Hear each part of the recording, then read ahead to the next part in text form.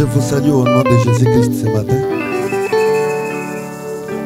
Et que notre Dieu vous bénisse tous.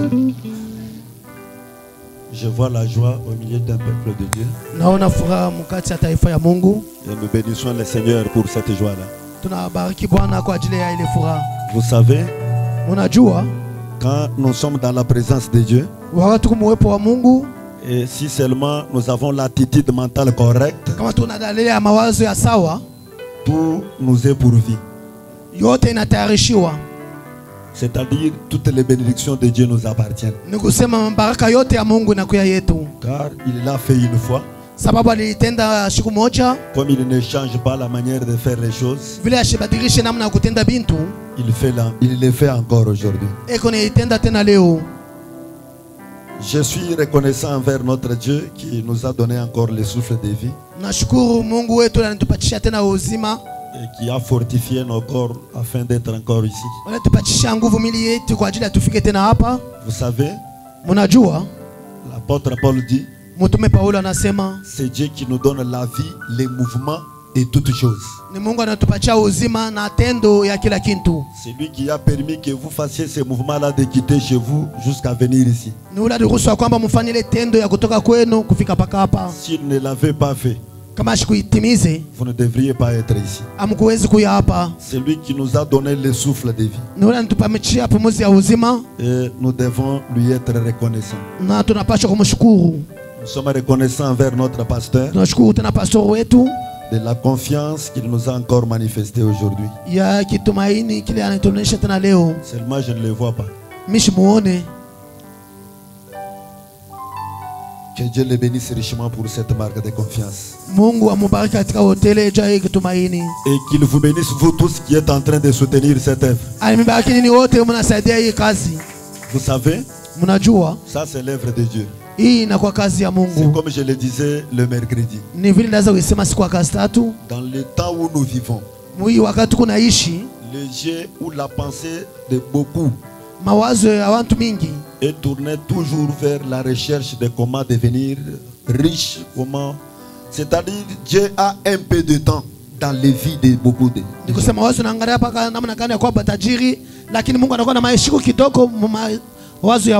Une fois, j'ai fait le calcul pour comprendre que dans une semaine, il y a 168 heures.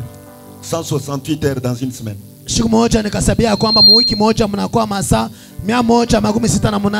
Mais dans les 168 heures là, vous trouverez quelqu'un d'autre qui prive à Dieu, même les 8 heures là.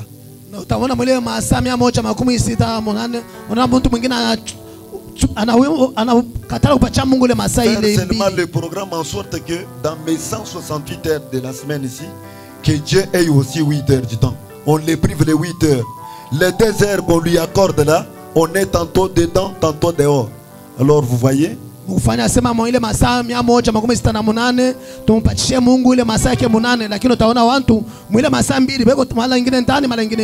vous savez qu'aller à l'église c'est la parole de Dieu. David dit, je suis dans la joie quand on me dit allons dans la maison de l'Éternel. Le fait simplement d'être intéressé d'aller là, c'était le sujet de la joie de David. Mais à combien plus forte raison il pouvait être dans la joie quand il s'est retrouvé déjà dans cette maison-là.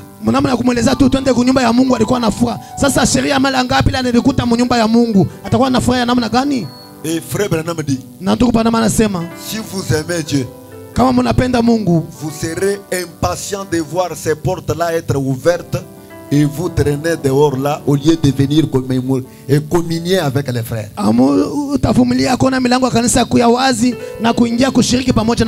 Si vous aimez Dieu. Maintenant, si vous ne l'aimez pas, la France doit être le contraire de ce que si vous l'aimez. Je vais faire un petit bruit ce matin. Mais j'essaye un peu de répéter un petit peu ce que nous avions vu le mercredi. Parce que j'ai encore besoin de votre attention. La foi vient de ce qu'on entend. c'est qu'on entend de la parole de Dieu. Mais la parole ne se prêche pas. La parole est prêchée par quelqu'un. C'est pourquoi frère Branham lui a dit, la foi vient de ce qu'on entend. C'est qu'on entend de la parole de Dieu telle que la prêche le prédicateur. Parce que c'est le prédicateur qui prêche la parole. Et quand vous entendez ou vous écoutez cette parole-là, c'est à partir de là que vous avez la foi. Comme notre sujet est comment, pourquoi le Saint-Esprit a-t-il été donné, nous avions voulu attirer votre attention à la prédication de la parole de Dieu. Et nous avions dit que parce que Dieu a des fois toujours accompli d'autres œuvres d'une manière rapide. Cela est dit par William Branham. Au paragraphe 8 de la prédication, la colonne des faits. Il dit, je lis la dernière phrase là. Mes amis, je sais ceci. Je crois que Dieu est sur le point d'accomplir une œuvre très rapide. Il est sur le point d'accomplir une œuvre très rapide. Des fois, c'est une œuvre que Dieu accomplit en contournant le principe de sa propre parole. Vous savez, il est le maître des temps et des circonstances. Le temps lui appartient. Les circonstances lui appartiennent. Je me souviens un jour, une femme qui n'était pas israélite était en train de suivre Jésus. Oh fils de David, aie pitié de moi. Mon enfant est tourmenté par les démons. Jésus regarde la femme et dit, je ne suis envoyé qu'aux brebis perdues de la maison d'Israël et non pour vous, parce que la femme était cananéenne.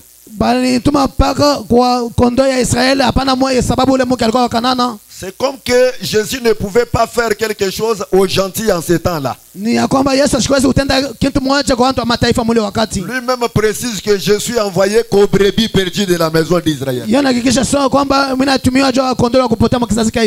parce qu'il est le maître des temps et des circonstances, par l'insistance de cette femme-là cananéenne, Jésus a été contraint d'accomplir quelque chose pour elle, bien qu'elle n'était pas israélite. En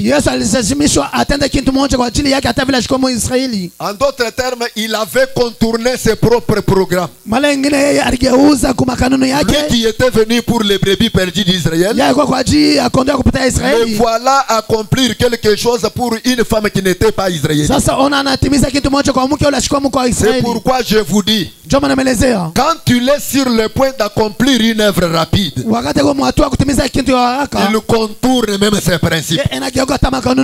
Alors prêtez l'attention à la prédication de la parole de Dieu,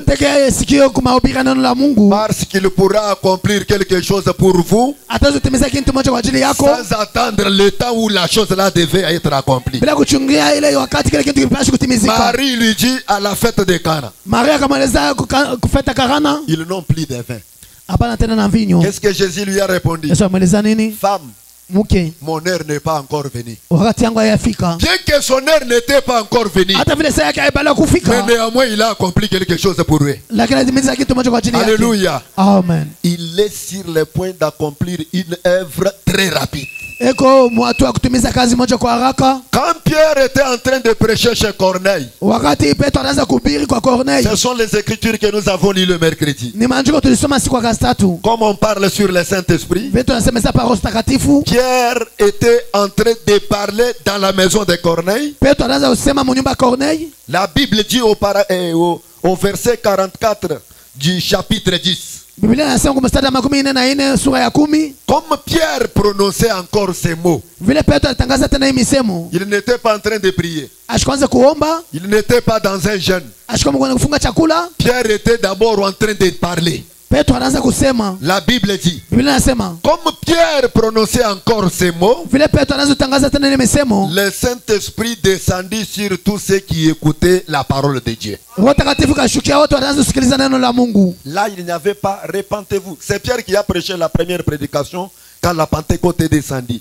Et quand on lui avait posé la question de savoir qu'est-ce que nous allons faire pour bénéficier aussi de ce Saint-Esprit, il a répondu, repentez-vous, que chacun de vous soit baptisé au nom de Jésus pour la rémission de ses péchés et vous aurez le Saint-Esprit. Mais ici, il était en train de prêcher alors que les gens ne s'étaient pas encore repentis, alors que ce groupe de gens n'étaient pas encore allés aux eaux de baptême. La Bible dit, comme Pierre prononçait encore ces mots, Petro alikuwa mhubiri wa kwanza wa kuhubiri neno wakati watoka mchumba cha juu na anaanza kusema watu wakamuuliza tutafanya nini ili kupata uzima milele, akasema utubu. Le Saint-Esprit descendit sur ceux qui écoutaient la parole de Dieu. Wakati anaanza kuhubiri neno, Roho Mtakatifu kashukia wale wakaanza kusikiliza neno. Pas sur ceux qui étaient distraits. Hapana kwa wale wanaanza kulengama. Pas sur ceux qui dormaient. Alors que la prédication était en train d'être prêchée, lui dormait. Près de nous dire même les rêves qu'il a vus. Et j'ai dit le mercredi, ne nous dites pas un rêve comme celui-là. On prêche la parole, vous dormez, après quoi que pendant qu'on prêchait là, j'ai fait comme si je dormais. Voyez ce que j'ai vu. Vous avez vu quoi? Alors que Dieu était en train de parler ici. Pendant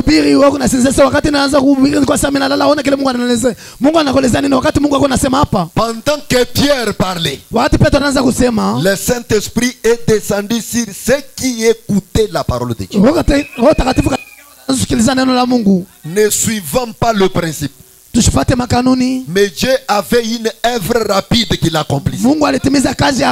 Et il a contourné même le principe là. Dans la voie à laquelle Dieu a pourvu, la même chose était accomplie avec William Branham. Le paragraphe 14. Pendant que je parlais à ce groupe de petits Finlandais, 17 ont reçu le baptême du Saint-Esprit juste quelques instants après. Que Dieu vous bénisse. Et nous avons dit, prêtez d'abord l'attention à la prédication, parce qu'à partir de là, vous pouvez recevoir le Saint-Esprit avant les autres. Avant que vous passiez aux autres choses là, mais si le cœur est disposé et que vous êtes en train de suivre la parole de Dieu de la manière correcte, Dieu peut contourner le principe. Personne ne lui dira pourquoi tu as fait ça alors qu'il devait d'abord passer par ceci, par cela. C'est lui qui est le maître des temps et des circonstances.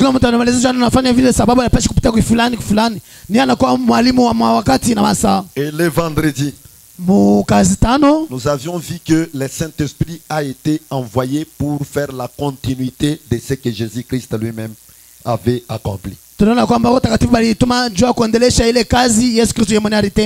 Amen. Amen. Le Saint-Esprit est envoyé pour faire la continuité de l'œuvre de Dieu. Mais cette fois-ci, il le fait à travers les corps de l'église, c'est-à-dire les croyants. Et nous avions dit, il s'est partagé dans les croyants, pas dans un seul individu. Permettez-moi que je lise cela. Pas dans un seul individu, mais dans tous les croyants. Pourquoi le Saint-Esprit a-t-il été donné? Le paragraphe 10. Maintenant, quel était le but pour lequel Dieu a envoyé le Saint-Esprit? Je noterai ça, Jean 14 à partir du verset 14 et de continuer à lire dans le chapitre comme base.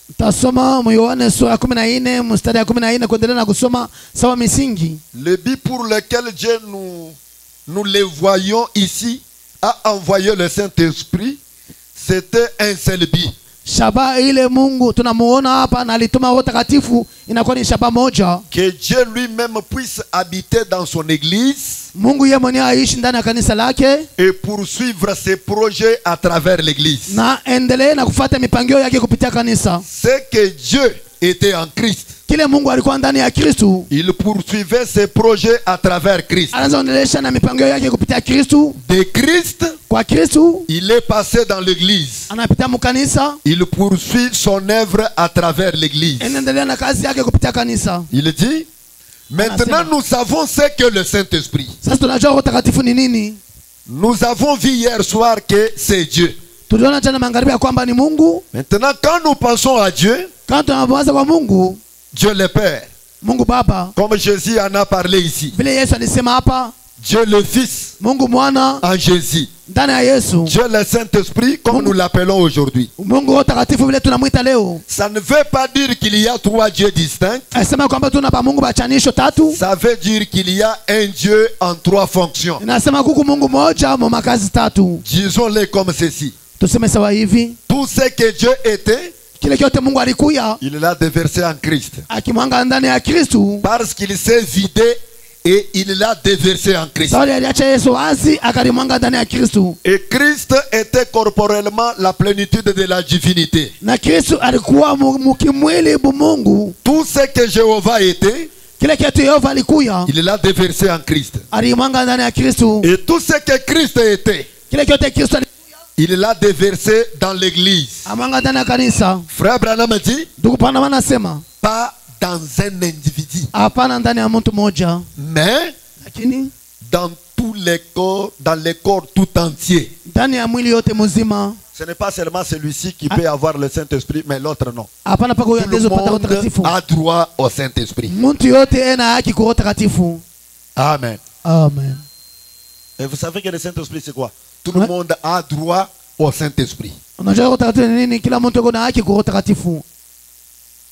Pourquoi tout le monde a droit au Saint-Esprit? Njoo kila mtu ana haki kwa Roho Takatifu. Parce que Dieu devait continuer son œuvre, non à travers d'un seul individu, mais dans tous les croyants possibles. Sababu Mungu alipaswa kuendelea na kazi yake, hapana ndani ya mtu mmoja, lakini ndani ya waaminifu wote wanawezekana. Que le Seigneur vous bénisse. Bwana nimbariki. Je pense que c'est le contexte de ce que nous avions dit. Najua je ile tulisema. Maintenant, nous allons faire notre bruit ce matin par la grâce de Dieu. Je disais le vendredi qu'il y a beaucoup de raisons pour lesquelles le Saint-Esprit a été envoyé. Et si nous découvrons toutes ces raisons-là, parfois ça nous donnera la soif de les chercher jusqu'à ce que nous les possédions. Parce que je ne peux pas désirer quelque chose dont je ne sais pas l'importance. Quelque chose que je ne sais pas, ça va me servir à quoi? Mais laissez-moi vous dire, frère, le Saint-Esprit est tellement important. William Branham dit, il est important que tout le prestige que vous pouvez avoir sur cette terre, je vais désordonner un peu les choses ce matin. Je vous prie de vous tenir debout. Parce que je sens déjà sa présence. Nous lisons Esther chapitre 3. Verset 1 jusqu'au 6e. Esther chapitre 3. Verset 1er jusqu'au 6e. Après ces choses, le roi Assyrus fit monter au pouvoir Aman, fils d'Amedata.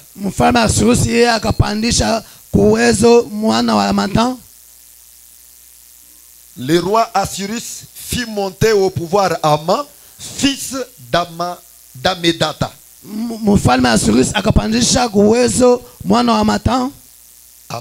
Aman.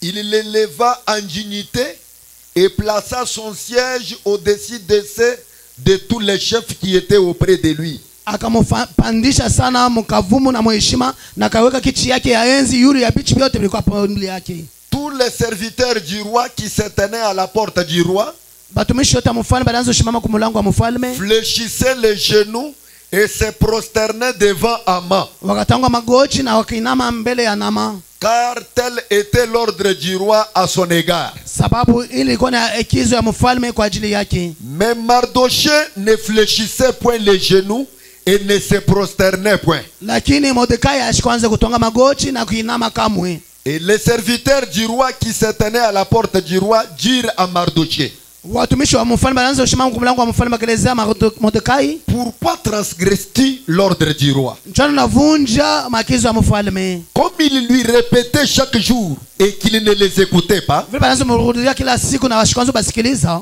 ils en firent rapport à Haman pour voir si Mardochée persisterait dans sa résolution. Bakaleta ripoti kwa Amana njoo akona kama Mordekai atashimama mawazo yake. Car il leur avait dit qu'il était juif. Sababu yeye alibeleza kwamba alikuwa Myuda. Et Haman vit que Mardochée ne fléchissait point les genoux et ne se prosternait point devant lui. Na manam akaona kwamba Mordekai asikwanze kutonga magoti na kuinama mbele yake. Il fut rempli de fureur. Ye akapata kasilani, Mais lakini il dédaigna de porter la main sur Mardochée seul, baada kuchukua mkono kwa Mordekai peke yake, car on lui avait dit de quel peuple était Mardochée. sababu alimwelezea Mordekai alikuwa wa taifa gani. Et il voulut détruire le peuple de Mardochée, Akapendelea kuharibu taifa la Mordekai. tous les juifs qui se trouvaient dans tous les royaumes d'Assyrie. Wanaanza kuzikuta mwile ufalme ya Azarius. Veuillez vous asseoir, que notre Dieu ajoute la bénédiction à la lecture de sa parole. Mketi, Mungu abariki usome ya neno lake. C'est bizarre de lire ces écritures ici, Inakuwa ya ovyo kusoma hii manjiko mais de parler sur pourquoi le Saint-Esprit a-t-il été donné. na kusemezea janini baleta Roho Takatifu. Retenez que c'est le grand thème sur lequel on parle, Mjua kwamba ni kishina kubwa kile tukunasemezea, mais lakini dans lequel j'ai tiré quelque chose ici. ndani ya kile milito tosha kitu moja hapa, L'identité juive et le Saint-Esprit. kitambulisho cha Uyuda na Roho Takatifu. Si vous écrivez, Kama mnaandika si haka, vous prenez note, kama kunaandika, le grand thème c'est pourquoi le Saint-Esprit a-t-il été donné. kishina kubwa ni juu ya nini balileta Roho Takatifu. Mais Lakini j'ai ressorti quelque chose là que j'ai intitulé militosha kitu moja mule kile minaita l'identité juive kitambulisho cha Wayuda et le Saint-Esprit. na Roho Takatifu. Avoir une identité juive, Kuwa na kitambulisho cha Kiyuda c'était quelque chose qui a causé la mort ou qui provoquait la mort de Mardochée et de tout son peuple. ni kitu kilianza kuchokoza kifo cha Mordekai na taifa yake yote. Pour les lecteurs de la Bible, Juu ya basomaji wa Biblia, ils savent qu'un jour, Assuris a fait monter Haman au pouvoir. anataka siku moja mfalme Asiris alipandisha amani kupuwezo. Assuris était un grand roi, Asiris alikuwa mfalme kubwa, mais après lui, kisha yeye il a élevé Haman ananoa Haman comme le président et son premier ministre. sawa raisi na wazamiri wake wa kwanza. La Bible dit qu'il l'avait élevé en dignité, Biblia sema alimunanua mwa heshima, en sorte que même les collaborateurs d'Haman, mfalme kwa sababu wale wanatumika na Haman, au passage d'Haman, infléchissaient les genoux. mkupita kwa Haman bo banaanza kutonga magoti. Mais Mardochée n'était pas là à Babylone comme un Babylonien. Lui était juif.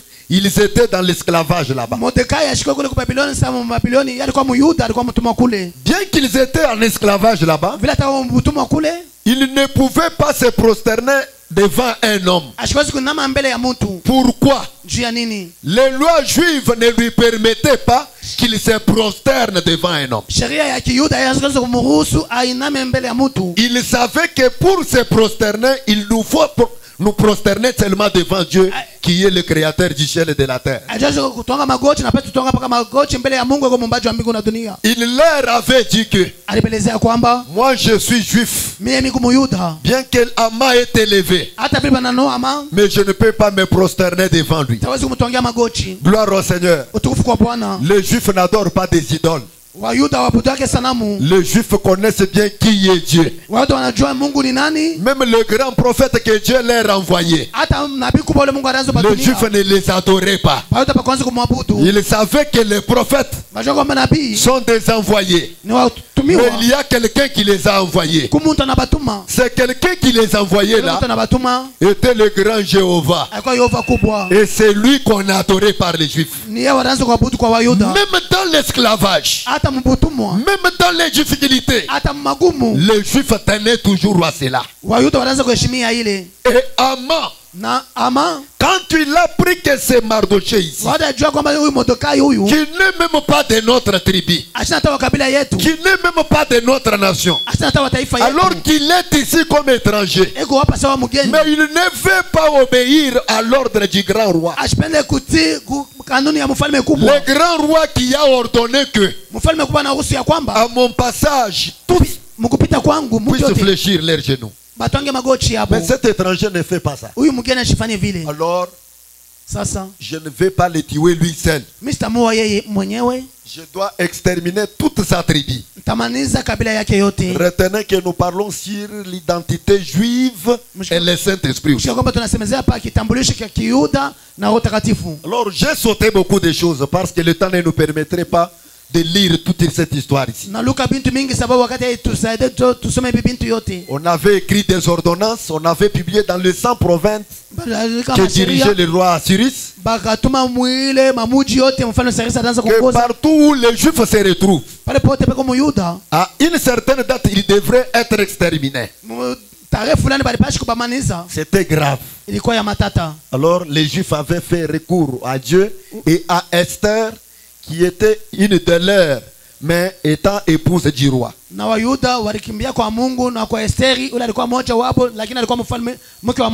Je lis dans le chapitre 6 verset 1 et je vais descendre.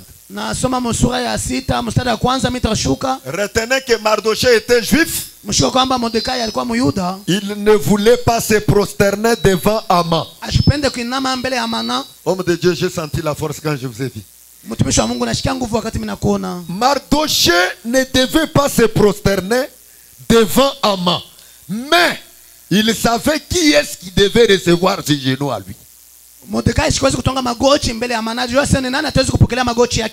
Frère, même dans des difficultés, restez fidèle à votre Dieu.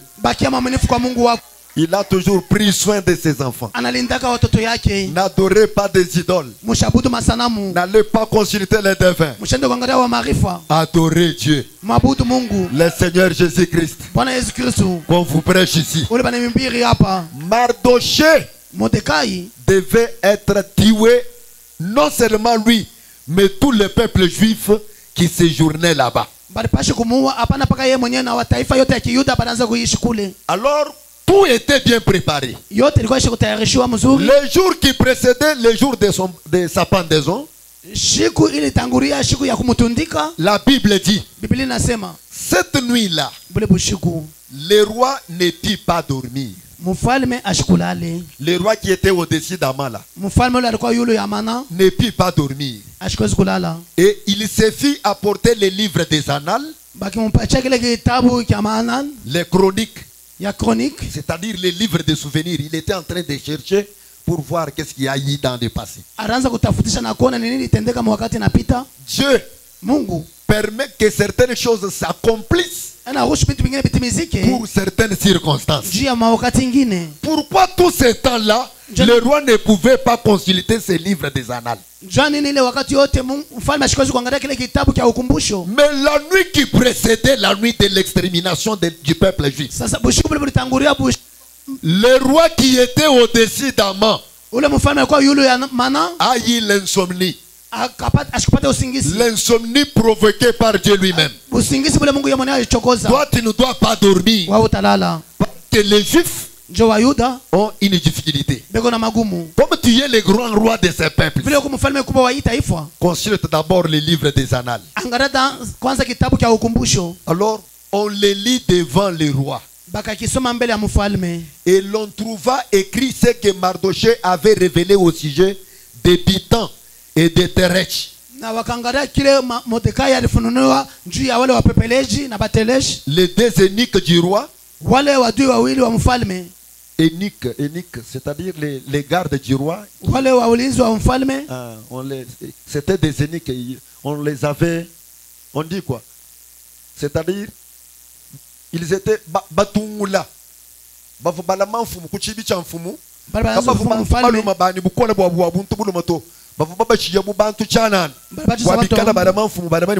Balibatosha nguvu yote ya wanaume ndio banze kuchunga mfalme na mke wake. Alors deux d'entre ces gens-là, un jour ils avaient eu un complot contre le roi. Et Mardoché était là en train de suivre ce que ces gens-là préméditaient contre le roi. Et il est allé dire le secret de ces gens-là. Maintenant, quand le roi n'avait pas eu sommeil ces jours-là, et qu'on a commencé à lui lire dans le livre des chroniques, on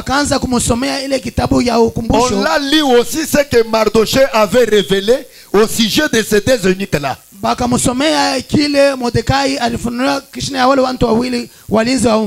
Le roi dit: quelle marque de distinction et d'honneur Mardoché a-t-il reçu pour cela? Il n'a rien reçu, répondit ceux qui servaient le roi. Alors le roi dit: qui est dans la cour? Aman était venu dans la cour extérieure de la maison du roi pour demander au roi de faire pendre Mardoché au bois qu'il avait préparé pour lui. Le bois était déjà préparé. Mardoché devait être pendu. Aman est venu pour prendre la permission chez les rois. Maintenant, c'était le temps où le roi a remarqué que Mardoché a sauvé ma vie. Alors le roi dit: qui est dans la cour? Aman était venu dans la cour extérieure de la maison du roi pour demander au roi de faire pendre Mardoché au bois qu'il avait préparé. Les serviteurs du roi lui répondirent: c'est Aman qui se tient dans la cour. Oh, prêtez l'attention à cette lecture. Car à cet effet-là de prêter l'attention, vous avez une bénédiction. Le fait simplement de prêter l'attention là, vous avez une bénédiction. Vous savez que Dieu ne ment pas. Dans ces saintes écritures, il a dit: heureux c'est lui qui lit et ceux qui entendent. Je suis aussi béni, comme je suis en train de lire. Alors vous aussi qui entendez, vous êtes heureux. Vous êtes aussi bénis. C'est pourquoi ne soyez pas distraits. Écoutez, l'histoire est bonne et elle vous sera profitable. Les serviteurs du roi lui répondirent: c'est Aman qui se tient dans la cour. Et le roi dit qu'il entre. Qui était Aman? Une personne élevée au-dessus de ses échos par le super roi. Maintenant le roi l'appelle. Aman vient. Le roi lui dit: que faut-il faire pour un homme que le roi veut honorer?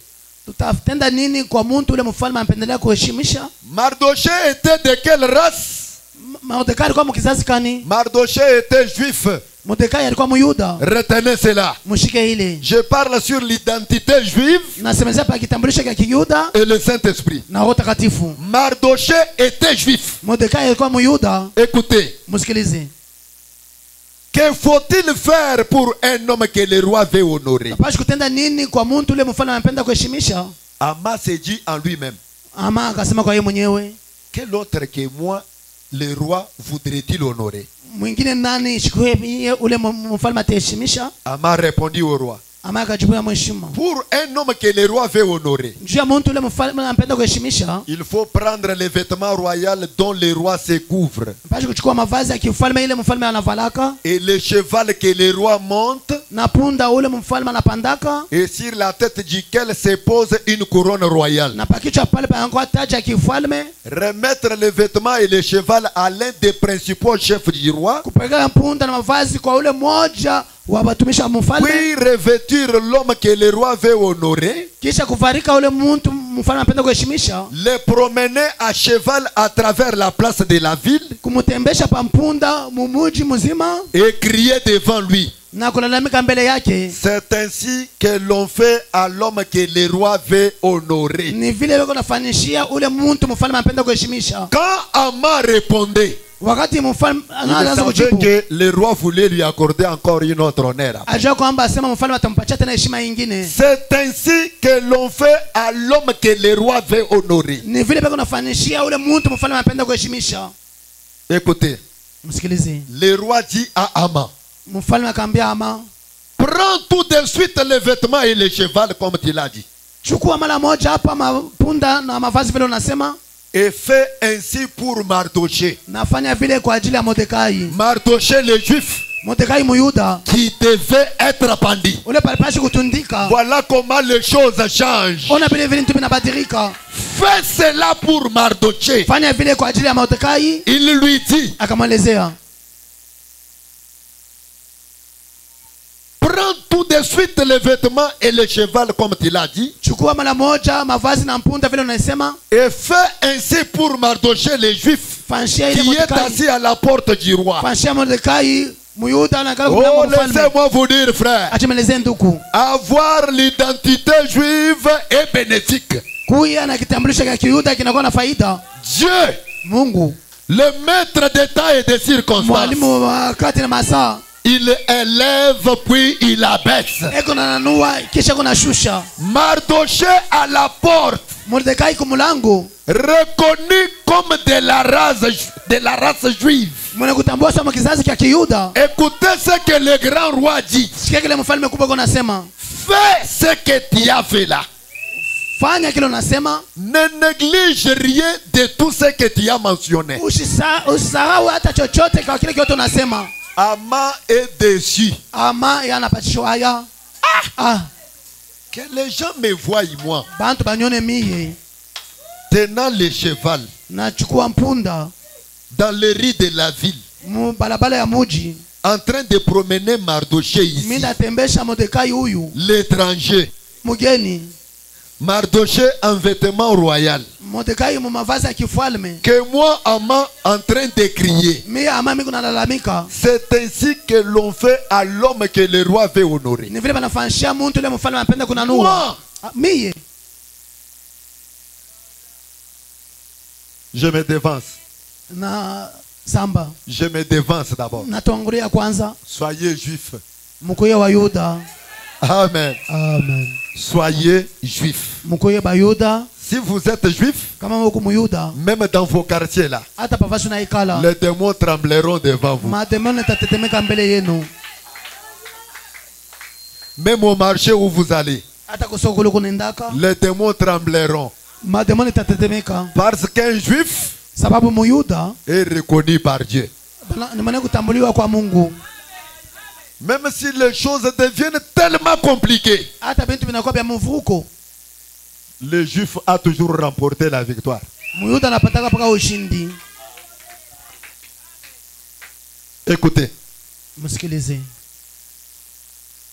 Aman prit le vêtement et le cheval. Ama akachukua mavazi na mpunda, Il est revêtu Mardoché. akavika Mordekai, Il le promena à cheval à travers la place de la ville et il criait devant lui. tembeza mumuji mubalabala na kalalamika mbele yake. C'est ainsi que l'on fait à l'homme que le roi veut honorer. Ni vile banafanyishia mtu ile mfalme anapenda kuheshimisha. Cet Aman ici, Huyu ama huyu, les gens se prosternaient devant lui à son passage. watu wanaanza tonga magoti mbele yake mkutembea pita Il kwake. voulait faire périr le peuple juif parce qu'il ne se prosternait pas devant lui. Alipenda kuharibu taifa ya Kiyuda sababu kwanza kuinama mbele yake. Et Dieu était avec le peuple juif. Mungu alikuwa na taifa ya Kiyuda. Beaucoup de gens moins affermis, vraiment, abandonnent la véritable foi à cause des difficultés. Frères, sachez qu'il n'y a pas quelque chose qui vous arrive aujourd'hui qui n'est pas arrivé au sein dans les âges passés. Bantu ba imani kidogo juu ya magumu mbele naacha imani. Ndugu, jua kwamba kuna bintu nakufikia leo pia amefikia bantu ba zamani. Parce que les choses sont compliquées. Ndio bintu ni vya mvuko vya Comme matata. je le disais, Si vous remarquez bien ces derniers temps, c'est comme si vraiment le pasteur ne prie encore pas pour nous. Les choses ne sont pas comme elles étaient autrefois. Oui, les choses peuvent changer. J'ai lu une écriture, je vous ai dit une écriture ici. Frère Branham dit dans réfléchissons à nos voix. Dieu n'a jamais promis aux croyants une vie sans difficulté. Dieu n'a jamais promis aux croyants une vie sans difficulté. Écoutez ce que Jésus a dit en Jean. Vous aurez des persécutions dans le monde. Vous aurez des tribulations dans le monde. Mais prenez courage, car j'ai vaincu le monde. Quelle sorte de promesse là? Parce que des fois vous vous attendez simplement à des grandes richesses, à être ceci.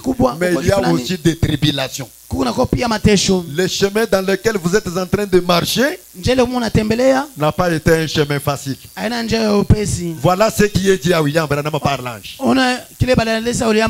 Comme tu as choisi le chemin facile. Est-ce que c'est comme ça? Comme tu as choisi le chemin facile.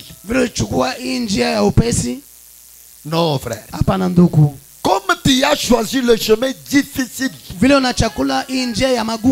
as voulu marcher dans ce chemin par ton propre regret. Une vaste portion du ciel t'attend. Toi-même, tu as choisi de vivre les difficultés. Si Dieu nous connaissait, on pouvait être aussi comme les autres là-bas. Qui vous a dit que les autres là sont bénis par Dieu? William Branham a dit, toute bénédiction n'est pas toujours le signe de l'approbation de Dieu. Le ciel ensoleillé ou le ciel niwat, cela ne signifie pas que Dieu vous approuve ou Dieu vous a désapprouvé. Mais quand vous avez la chose sur laquelle nous parlons, la chose qui a été l'inspiration du pasteur, vous êtes bénis. Que vous mangez ou que vous dormiez en famille, vous êtes néanmoins bénis. Alléluia. Amen. Que le nom du Seigneur soit béni. Je termine notre lecture ici. Ama a fait tourner Mardoché dans les places de la ville. C'est ainsi que l'on fait à l'homme que le roi veut honorer. Et la scène était terminée. Mardoché retourna à la porte du roi. Et Ama se rendit à Nath chez lui. Désolé, la tête voilée. Ama raconta à Zerech sa femme et à tous ses amis tout ce qui lui était arrivé. Et ses sages et Zerech sa femme lui dirent, si Mardoché devant lequel tu as commencé de tomber est de la race des Juifs, tu ne pourras rien contre lui, mais tu tomberas devant lui.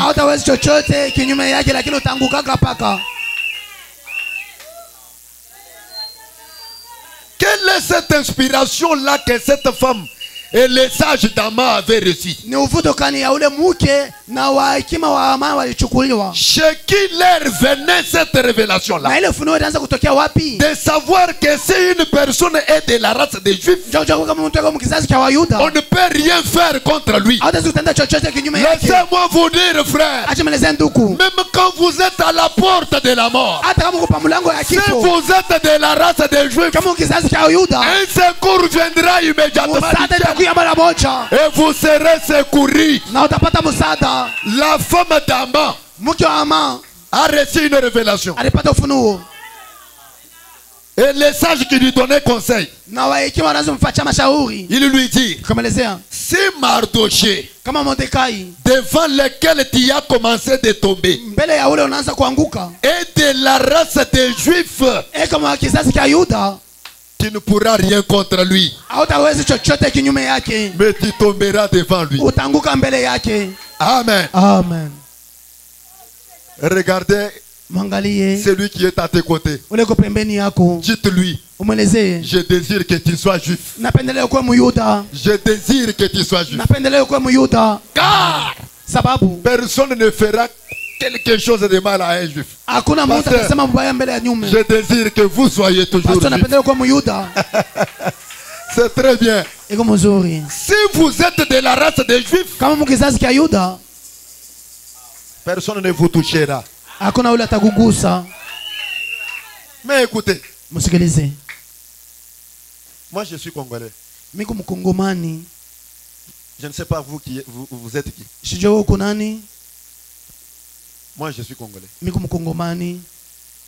Mais il y a une possibilité que je devienne juif. Être juif, c'est une marque de sécurité. Être juif, c'est être une possession de Dieu. Dieu est jaloux des juifs. Et surtout ces juifs-là qui sont fidèles à lui.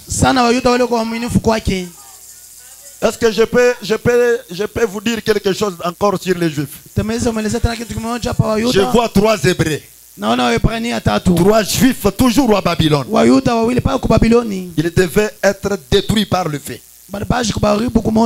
Ils disent, si notre Dieu ne nous délivre pas, nous n'allons pas nous prosterner devant cette statue. Et vous savez, frère, la statue là que Nebuchadnezzar avait dit, qu'au son de la trompette, tout le peuple se prosterne. C'était fait en forme de Daniel. La statue était une statue d'un homme saint. Mais les juifs, même si la statue était de leur frère, ils ne pouvaient pas se prosterner. Et si vous êtes juif, vous ne vous prosternerez jamais devant une statue d'un homme saint. Parce qu'il est saint. Alors est-ce que, bon, je vais quand même, frère, vous faites quoi? Un juif qui se connaît ne peut pas se prosterner même devant la statue de son frère. On a pris Shadrach, Meshach et Abednego.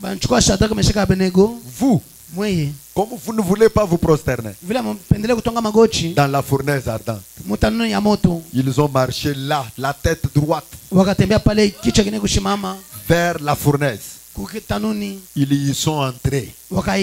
Et quand frère Branham fait les commentaires sur la scène, il dit, les anges guerriers du ciel sont allés voir Dieu. Qui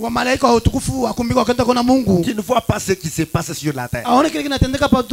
Ils sont prêts à détruire des fidèles. Qu'est-ce que Dieu leur a dit? Ceci ne vous concerne pas. Alléluia. Amen. Le secours ne nous vient que de celui qui est au-dessus de tout. Et surtout si vous êtes juif. Non, ce n'est pas Gabriel qui vous secourira. Dieu lui-même laissera le trône. Il descendra pour vous. À condition que vous soyez juif. Que le Seigneur vous bénisse richement. Vous êtes attentif à la prédication? Soyez bénis. Je vous ai dit que j'ai fait un peu les choses d'une manière désordonnée, mais Dieu vous aidera. Lisez avec moi dans le livre d'Exode, chapitre 23, verset 20 jusqu'au 23e. Pourquoi le Saint-Esprit a-t-il été donné? Pour continuer le même œuvre que Jésus-Christ faisait, mais au travers l'Église. La Bible dit, c'est Dieu qui parle ici. Voici, j'envoie un ange devant toi ona natuma malaika moja mbele yako pour te protéger en chemin njoo kukulinda munjia et pour te faire arriver au lieu que j'ai préparé. na njoo kukufikisha pahali pale nilitayarisha. Tiens-toi sur tes gardes en sa présence Simama imara muwepo wake et écoute sa voix. na asikiliza sauti yake. Ne lui résiste point Hapana kumshindakana parce qu'il ne pardonne. sababu jina langu liko ndani yake. Mais si tu écoutes sa voix Kama unasikiliza sauti yake et si tu fais tout ce que je te dirai, na kama unatenda yote nitakuelezea, je serai l'ennemi de tes ennemis et l'adversaire de tes adversaires. takuya adui wa adui yako, nitakombanisha wale watakugombanisha. Mon ange marchera devant toi Malaika wangu atatembelea mbele yako, et te conduira chez les Amoréens, atakuongoza kwa Bamoréens, chez les Étiens, Baésiens, chez les Vérésiens, kwa Phérésiens, les Cananéens, les Cananéens, les Éviens les Éviens, et les Jébusiens. les Ébusiens. Et je les exterminerai. Na mitababaniza.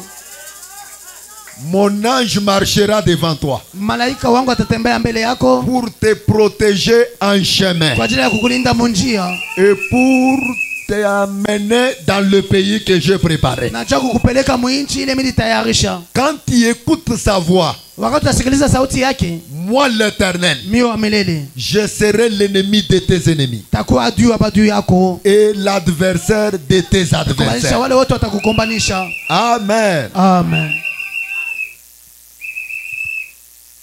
Vous savez ce que Jésus a dit dans Jean chapitre 14? Mnajua kile Yesu alisema mu Yohane sura ya 14,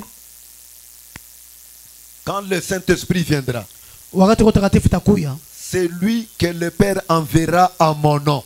ule baba atatenda munjina langu, Il vous conduira dans toute la vérité.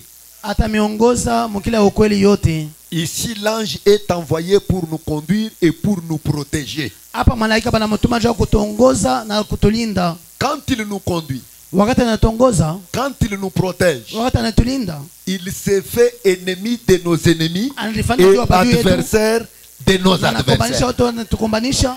De quel ange s'agit-il? Ni malaika kani? Découvrons-les. Tumuvundue. C'est l'ange qui était avec Mardoché.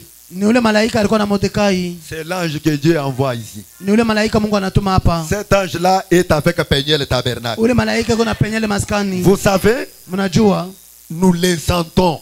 tunamsikiliza. Nos yeux ne peuvent pas les voir, Macho yetu hayawezi kumuona, mais nous sentons que sa présence est avec na nous. tunasikiliza kwamba uwepo wake uko na pamoja na C'est sisi. comme je disais une fois à Ni l'église. vile ninasema siku moja kwa kanisa. Nous ne vivons pas dans un temps où la colonne de feu doit être au-dessus de nous. Hatuishi mu wakati ile nguzo ya moto inapaswa kuwa yulu yetu. Cette colonne de feu que vous voyez, Hii nguzo ya moto Mungu naona. Frère Branham dit de part et d'autre. Ndugu bana anasema mnamo na moja na ingine. Je le vois à quelques mètres de là où je me tiens. Naiona mdakika fulani pale mimi nashimamia, Je le sens s'installer en moi. na msikiliza kuikala ndani yangu. Amen. Amen.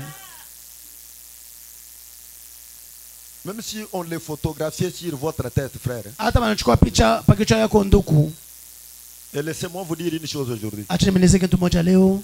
La photo que vous voyez Hii picha mnaona n'a pas été prise pour les croyants. hapa kuichukua kwa ajili ya waaminifu. C'était pour prouver aux incroyants que l'œuvre que Branham faisait, c'était l'œuvre divine. Ikwaje kueleza watu kuamini kwamba ile kazi ndugu bana anafanya kazi ya Mungu. Les croyants, eux, avaient déjà crié. Waaminifu balikuwa bashi kuamini. Et ils suivaient le message et les prophètes partout. Banaanza kufuata ujumbe na nabii pahali pote. Mais les incroyants Lakini watu kuamini qui n'acceptaient pas la chose, pale bakaanza kuchikia kintu. je leur ai prouvé que Mungu anapatamsha kwamba mon nom est là. jina langu iko pale.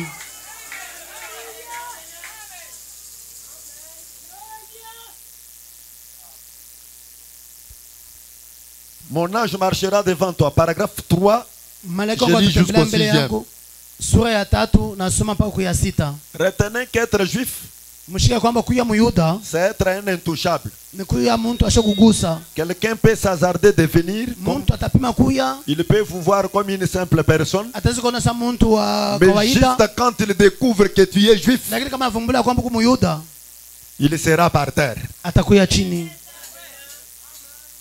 Ici, frère Branham dit, Hapa ndugu Branham anasema dans tous les âges, mbizazi yote Dieu a toujours eu quelqu'un avec qui traiter ici sur la terre. Mungu anapataka paka mtu ataweza kutumika naye hapa pa dunia. Depuis qu'il a créé la terre, Tangu adumba dunia, depuis qu'il a commencé, Il n'y a jamais eu un temps où il a manqué quelqu'un sur qui mettre la main pour l'envoyer.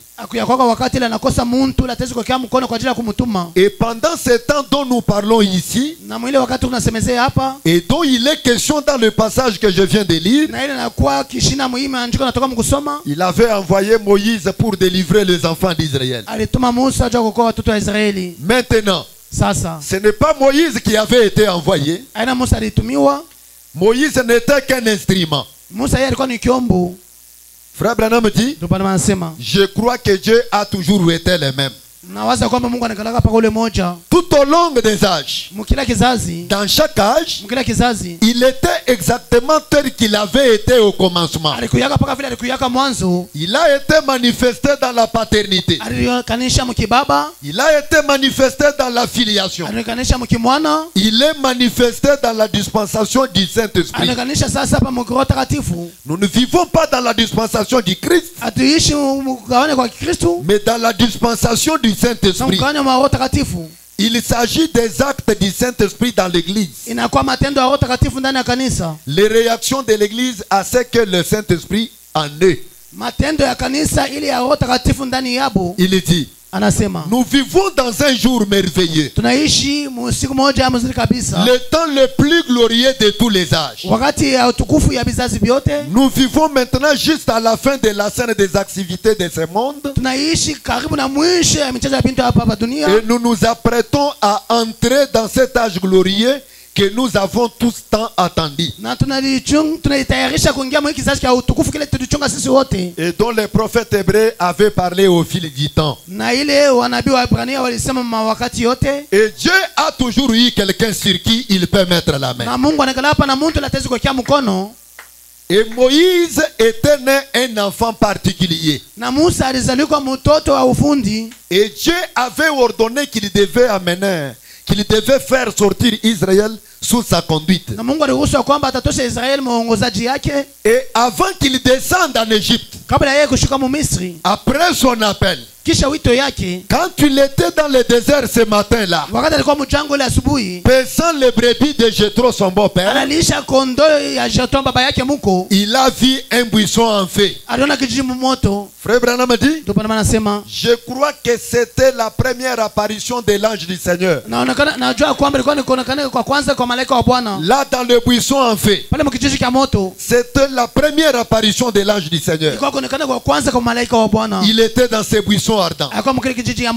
Et alors, quand il a commissionné Moïse et qu'il lui a dit ce qu'il devait faire, il a marché devant lui là en Égypte. Et quand ils sont sortis, il était de nouveau sous la forme du feu, une colonne de feu. Et cette colonne de feu qui conduisit les enfants d'Israël était le même ange qui était dans les buissons ardents. C'était la même colonne de feu qui était dans ces buissons ardents. Gloire au Seigneur. Le Dieu qui vous envoie, il va avec vous. Amen. Il ne reste pas dans les buissons ardents. Il accompagne Moïse. Quand ils sortent de l'Égypte, les voilà avec eux. William Branham dit, cette colonne de feu ou cet ange était l'ange de l'alliance. Je crois que tous les ministres sont d'accord là-dessus que c'était l'ange de l'alliance. Si c'était l'ange de l'alliance, alors c'était le Seigneur Jésus-Christ. C'était Dieu, le Saint-Esprit. Amen. Amen. Dieu le Saint-Esprit dans le buisson ardent. Dieu le Saint-Esprit conduisant Moïse et tout le peuple d'Israël.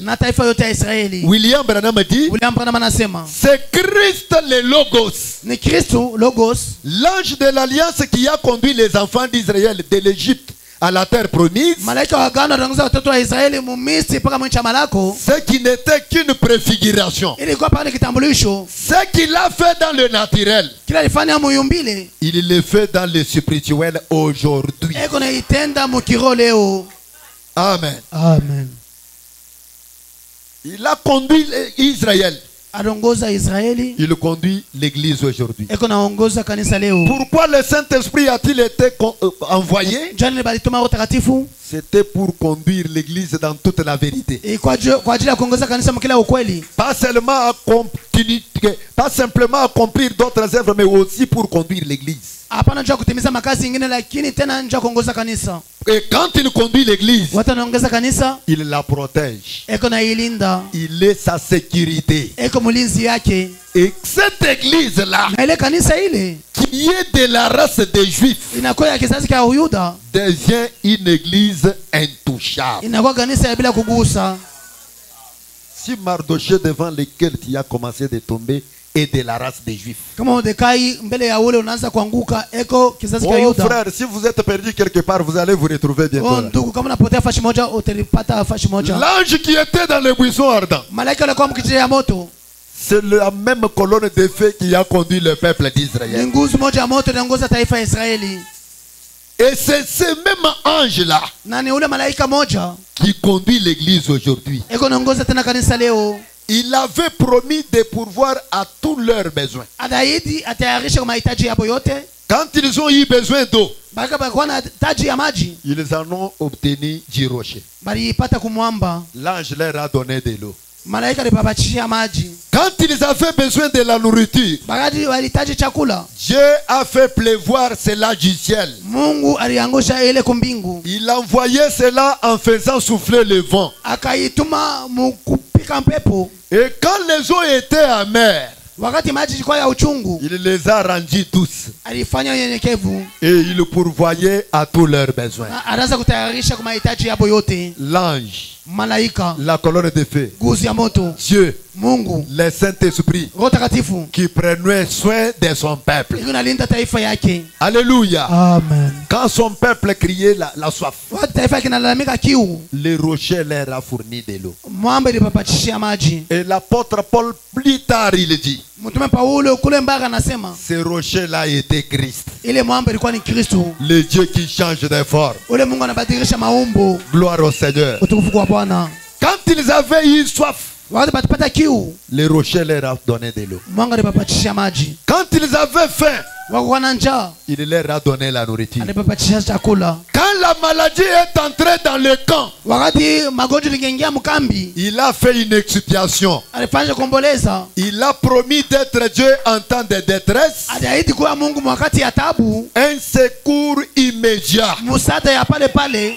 Il a promis de faire ces choses et de leur venir en aide. Aliahidi kutenda hivi bintu na kubasaidia. Et maintenant, Na sasa ce qu'il était à l'époque, kila alikuwaka mwile wakati il l'est aujourd'hui. eko tena vile leo, Parce que c'est le même Saint-Esprit. sababu ni Roho Takatifu moja, C'est la même colonne de ni feu. nguzo moja ya moto. Ce qu'il était à l'époque, Kila alikuwaka mwile wakati il est venu dans l'église alibaki mkanisa pour faire les mêmes choses. cha kutimiza ile makazi Je moja. le déclare au nom de Jésus. Kanisa mjina Yesu Par la puissance du kwa Saint-Esprit. uwezo wa Roho Takatifu. Si vous êtes affamé, Kama kuna njaa, recevez la nourriture. mpokelee chakula. Si vous avez soif, Kama kuna kiu, recevez l'eau de la vie. mpokelee maji ya Si uzima. vous êtes malade, Kama kuna mgonjwa, soyez guéris. mponye. Car ce qu'il était à l'époque, Sababu kile alikuwa kile c'est wakati ce qu'il est encore aujourd'hui. ni kile tena eko leo.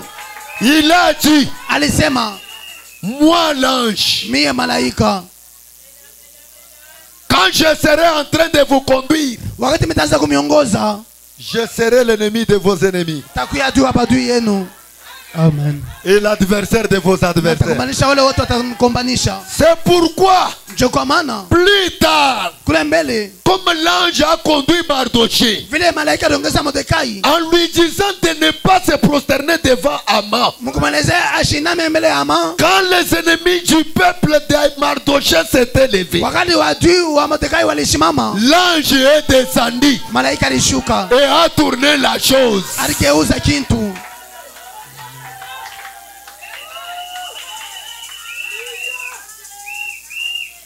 Je serai ennemi. Frère, Ndugu, Dieu qui devient l'ennemi de quelqu'un. Mungu anakuwa adui wa mtu fulani.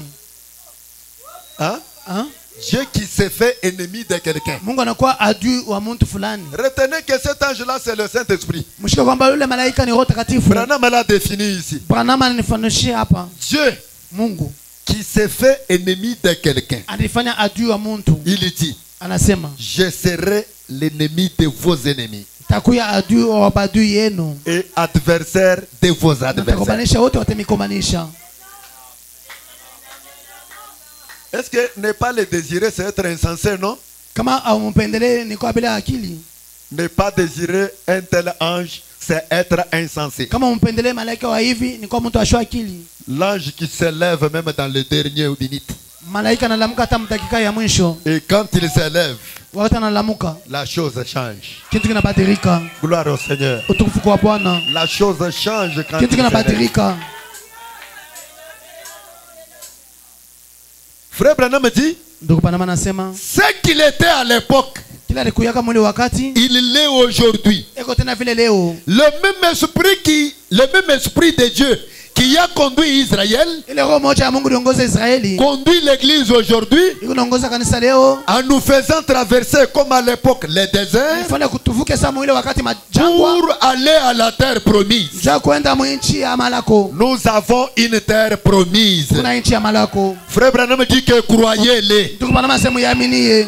Dans la maison de mon père, il y a plusieurs demeures. Ndani ya nyumba ya baba yangu mnakuwa makao mingi. Je vais vous préparer une place. Temitayarishia fashi moja. Puis je reviendrai vous prendre. Kisha nitarudia kumichukua. Nous sommes en route. Tuko munjia. Nous allons vers cette glorieuse terre promise dont Dieu nous a fait la promesse. Tuko naenda mwile nchi ya utukufu ile Mungu alitufanyia aji.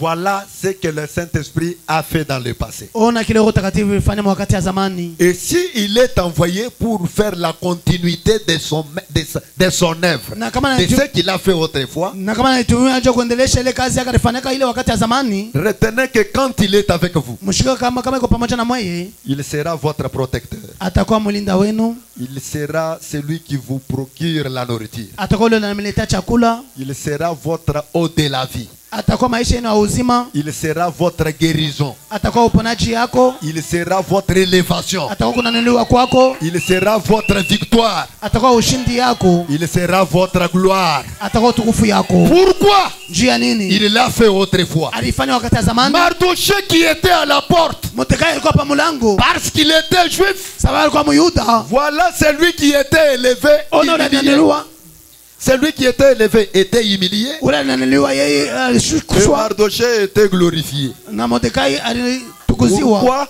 Ndio kwa maana Parce qu'il était juif. jani ni sababu alikuwa Myuda, L'ange des juifs. malaika wa Bayuda. Amen.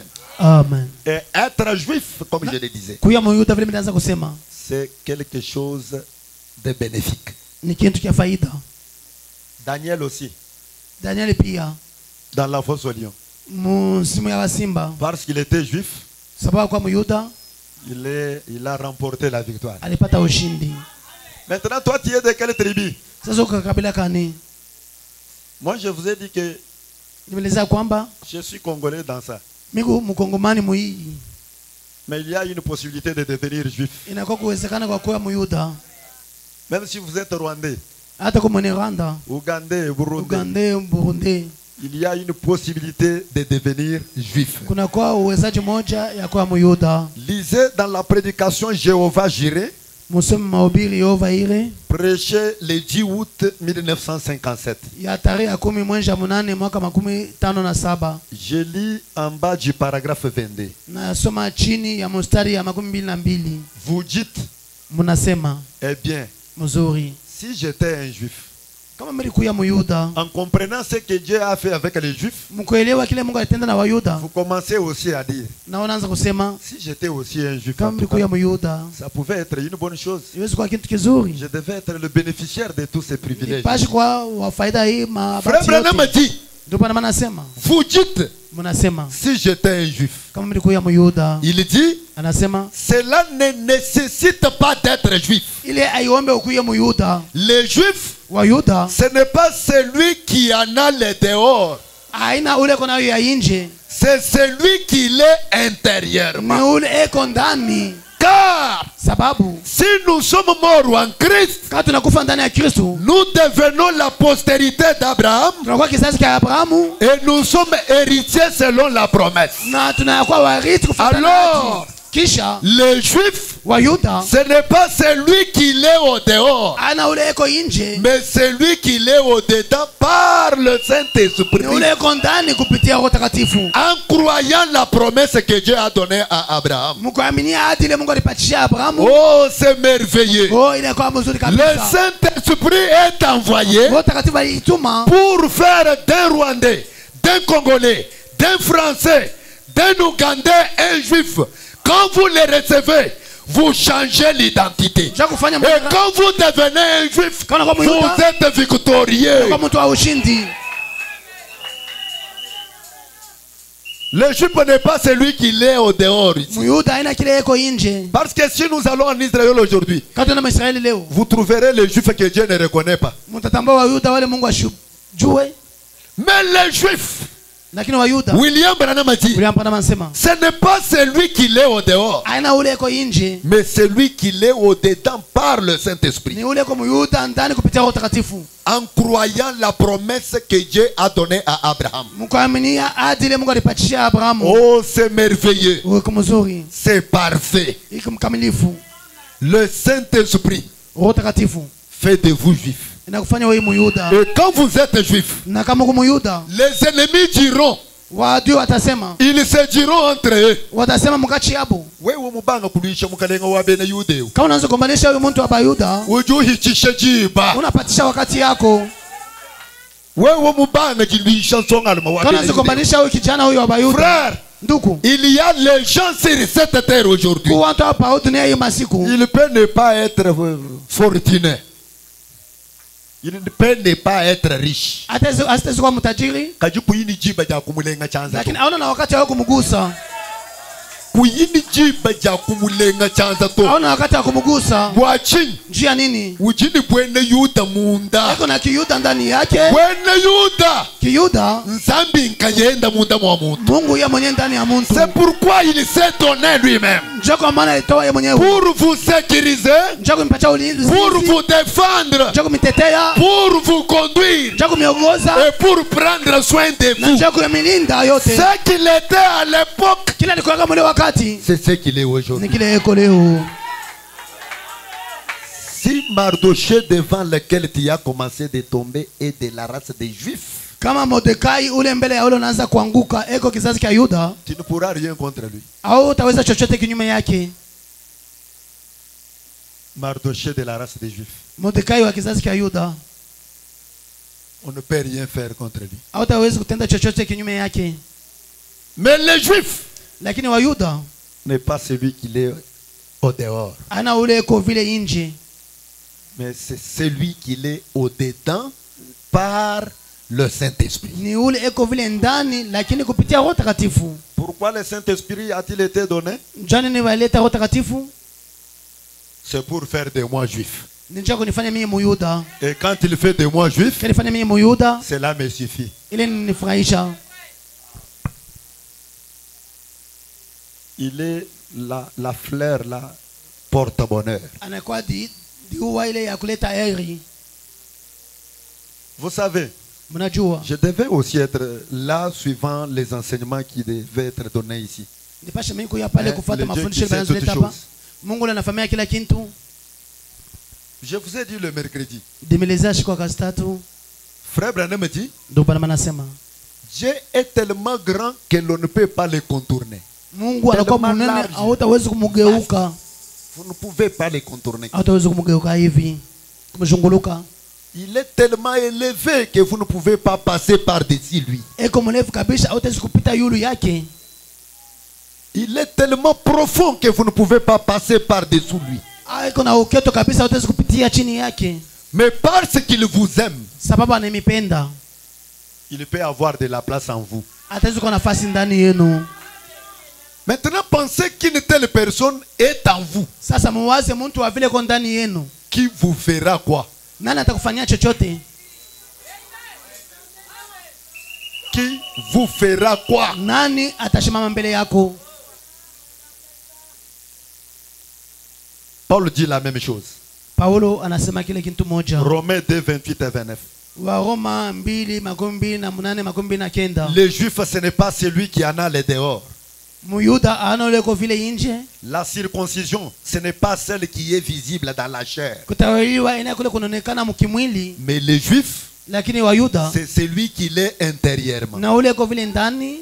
Et la circoncision, Kutawaliwa c'est celle du cœur selon l'esprit et non selon la lettre. ni ile ya moyo kufuatana na roho, hapana kufuatana na barua. La louange de ces Juifs Usifu kwa wao Wayuda ne vient pas des hommes, atoke kwa watu, mais de Dieu. lakini kwa Mungu. Alléluia. Amen. Les Juifs qui les sont par intérieur, par le Saint-Esprit, Wayuda wale weko vile ndani kupitia Roho Takatifu, ils ont une louange qui leur vient de Dieu lui-même. weko na sifa ile inatokea kwa Mungu yeye mwenyewe. Dieu lui-même leur accorde la gloire. Mungu yeye mwenyewe anapapatisha utukufu, Pas les hommes. hapana bantu. Pour les hommes, Kwa ajili ya watu, Mardochée avec sa race devait être exterminé. Mordekai na kizazi chake balipasha kumumaniza, Mais lakini Dieu les a glorifiés. Mungu alimtukuza. Ne pas désirer Kama upendelee un tel Saint-Esprit, Roho Takatifu ya vile c'est être insensé. ni kwa mtu asho akili. Frère, Ndugu, dans la prédication, les signes, mahubiri alama, William Branham dit, William Branham anasema peu importe combien nous prospérons dans cette vie, izuru vile tunadumu muhii maisha, sans Christ, bila Kristo nous avons complètement tout perdu. tunapotea sha yote. Peu importe combien nous prospérons, Izuru vile tunadumu sans Christ, bila Kristo nous avons complètement tout perdu. tunapotesha yote, Mais avec Christ, lakini na Kristo nous avons tout gagné. tunawina yote. Écoutez ce que je lis ici. Msikilize kile mimi nasema hapa. Qu'est-ce que le Saint-Esprit? Roho Takatifu ni nini? Paragraphe 49. Mstari ya 49. Je descends.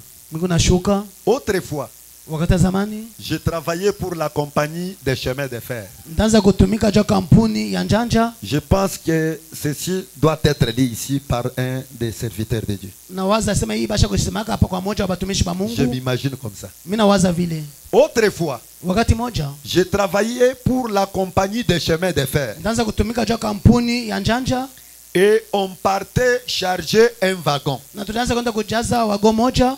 Mon frère Doc, qui est debout là au fond, Ndugu yangu ndogo ule kwa bwima kule mwisho il aide à charger les wagons. anasaidia juu bayaje wago. Quand on est en train de charger un wagon, Kamba kunaenda mkuyaje wago, ils vont examiner ces wagons de fond en comble. inabidi kuchunguza ile wago ndani na nje. L'inspecteur, Inspecteur, s'il trouve quelque chose d'ébranlant kama wanaona kitu moja akiendeke qui risquerait de tomber ou de se briser, kitaweza kuanguka na kuvunjika, ou quelque chose qui pourrait causer des dommages, au kitu kimoja kitaweza kuleta magumu, il ne scellera pas ces wagons. haitapika muhuri ile wagon. Tant que tout dans ces wagons ne sera pas empilé, Kama yote ndani ile wagon aina yote sawa, tellement bien tassé et bien disposé en ordre, bashi bipanga muzuri na vyote tayari, que les secousses du voyage ne feront pas de mal au produit qui est à l'intérieur. na kutikizika kwa balabala akutatenda bubaya babintu bile biko ndani. Ça sont les travaux que le frère Branham a fait. Ile ni makazi ile ndugu Branham alifanya. On partait charger les wagons Balanza ndo yasa wagon, et ils avaient cette expérience-là. alikuwa na ile onjo ile. Si on examine les wagons Kama anachunguza wagon et qu'on trouve qu'il y a quelque chose qui n'est pas bien disposé, na banona hamna kitu kisha kuweka mzuri, on ne pouvait pas sceller ces wagons-là. abatazipika muhuri ile wagon. Il dit, si on trouvait qu'il y avait quelque chose d'ébranlant Kama unaona sema kitu moja kile kia ovya kiendeke qui pouvait aller tomber ou qui pouvait aller se briser, kitaweza kwenda kuanguka au kitaweza kwenda kuvunjika, ou quelque chose qui pourrait causer des dommages, au kitu moja kitaweza kuleta kosa, l'inspecteur ne scellera pas ces wagons tant que tout dans ces wagons ne sera pas bien empilé comme il faut. inspecteur atapika muhuri ile wago kama bintu yote mu wago bila abiwekea mzuri vile nastahili, Tellement bien tassé bila bisha kupangiwa mzuri et bien disposé, na biku tayari mzuri en ordre musawa, que les secousses du voyage hata kutikizika kwa safari ne feront pas de mal au produit qui est à l'intérieur. fanya bibaya kuile bintu biku ndani. Vous êtes maintenant les wagons. Sasa mko wago, L'inspecteur veut sceller ces wagons-là. inspecteur anapita kupika muhuri ile wago, Mais pour sceller, ja kutia muhuri il faut que tout à l'intérieur soit bien disposé. inabidi biote ndani bikuye tayari, Car au cas contraire, sa kinyume il ne peut pas sceller les wagons. hata wezi kuweka muhuri ile wago, Il faut que tout soit bien disposé. inabidi yote ikuwe tayari. Car au cours du voyage, Jo musafari il y aura des secousses. kutoka kutetemeka, Quand les secousses se feront, kama tetemeka utateteka, quand à l'intérieur, si à l'intérieur, les choses n'étaient pas bien disposées, kama ndani bintu abikuwe binakuwekea mzuri, les secousses du voyage feront des dommages. mtetemeko wa zawadi itakufanya Oh, ukosefu. gloire au Seigneur. Utukufu kwa Bwana. Pour que ces wagons soient scellés, Njia ile wagomba yeke muri, on contrôle bien les choses. banachunguza bintu. Frère Branham a dit, Ndio bana manasema s'il n'y a pas beaucoup de scellements parmi nous, kama kuna bintu mkati yetu c'est à cause de ça. ni sababu ya bile, Il y a trop de laisser aller en nous. kunakuwa kuachilia mingi ndani yetu. Quand l'inspecteur fait son examen, Inspector anachunguza, qu'il inspecte votre vie anachunguza maisha yako pour voir s'il n'y a pas un peu de laisser et un peu de laisser aller chez vous, kama kuna kuachilia sana ndani yako, un peu de laisser aller dans votre vie de prière, kuachilia mu maisha yako ya maombi, un peu de laisser aller quant à ce tempérament colérique, kuachilia mu namna yako ya kasilani, un peu de laisser aller quant à cette langue pour parler des autres. kuachilia kwa hii lugha kusema kuachilia wengine. L'inspecteur ne scellera jamais les wagons. Inspector atia muri kule wagon, Des habitudes sales, tabia ya uchafu, des choses dégoûtantes, bintu ya des shonjo, pensées vulgaires. mawazo ya mubaya, Il ne peut pas sceller les wagons. hata zikutia muri kule wagon. C'est l'inspecteur. Hein?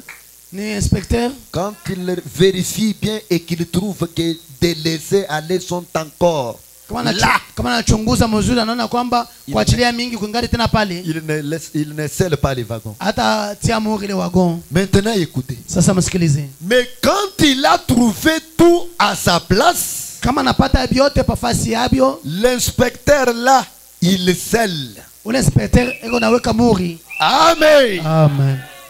Quand tout est à sa place, Kama yote kwa pafasi yake, l'inspecteur scelle. inspecteur anatia muri. Et quand l'inspecteur scelle, Kama inspecteur anatia muri, William Branham a dit William Branham anasema que quelqu'un ose ouvrir ses seaux avant que le wagon ait atteint sa destinée. mtu mwingine afungule ile muri kabla ya wagon ifike mwisho yake. Que quelqu'un ose. Mtu mmoja apime. Frère, Nduku, attention ni bantu bakaji ni nyuma mwipu. keba ange na bantu beko na roho takatifu. Na sheyeye wende ni manyano hambiki. Hata kama nenda na buchafu pa Mungu. Attention. Keba ange.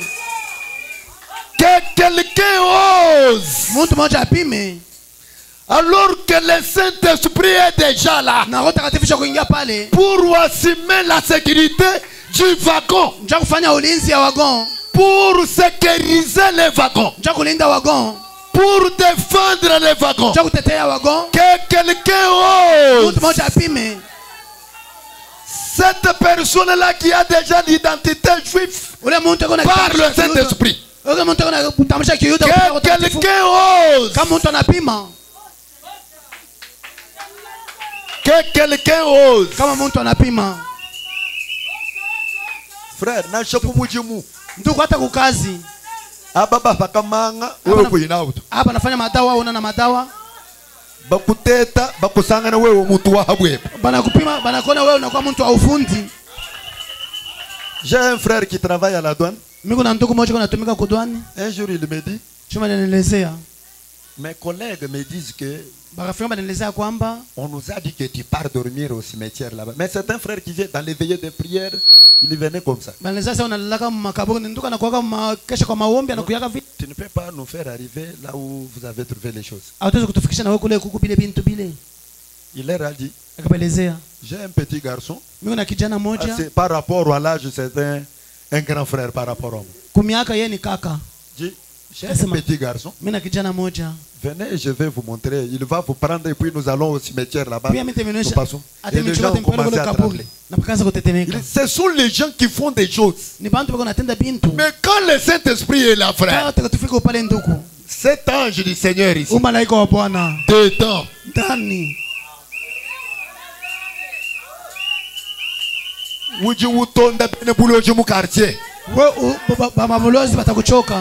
William Branham a dit, quand l'inspecteur a déjà contrôlé et qu'il a trouvé que tout est en ordre, il vous scelle. Maintenant, que quelqu'un ose, que quelqu'un essaye, il dit, que quelqu'un ose d'ouvrir ces wagons avant que les wagons aient atteint sa destination. L'endroit pour lequel il a été scellé. Frère, vous êtes scellé pour aller où? Alléluia. Alléluia. Vous êtes scellé pour aller où? Parce que quand on scelle un wagon, il y a une destination. Maintenant, quand vous êtes scellé, vous avez une destination. Pendant que vous avez ce sort-là, que quelqu'un ose vous toucher avant que vous arriviez. Amen.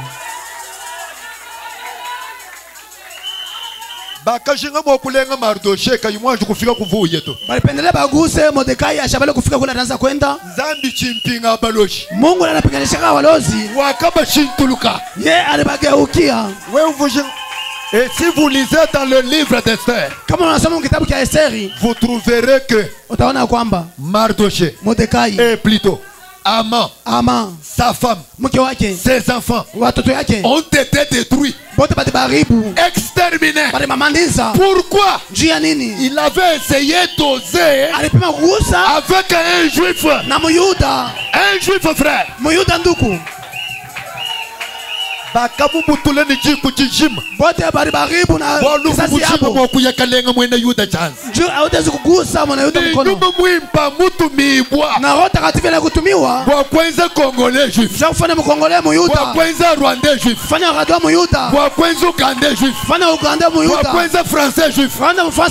Quand nous sommes les juifs de cette espèce, notre louange vient de l'Éternel. Nous sommes un peuple victorieux. Si quelqu'un se lève contre vous, il a affaire à Dieu lui-même. C'est alors que l'ange de Dieu qui a conduit le peuple d'Israël, qui a dit que mon ange marchera devant toi. Qu'est-ce qu'il a dit? Je serai l'ennemi de tes ennemis. Je serai l'adversaire de tes adversaires. Si quelqu'un ose,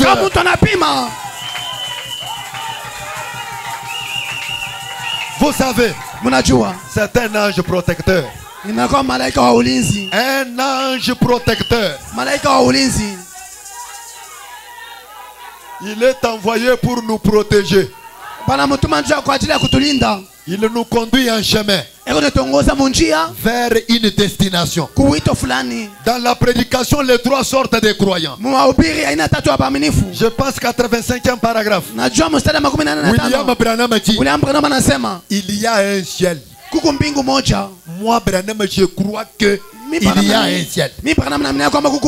Et il y a un Jésus-Christ là-haut qui viendra dans un corps littéral. Alléluia. Amen. Laissez-moi vous dire, frère. Vous savez, la connaissance pervertie nous pose des questions qui nous embrouillent.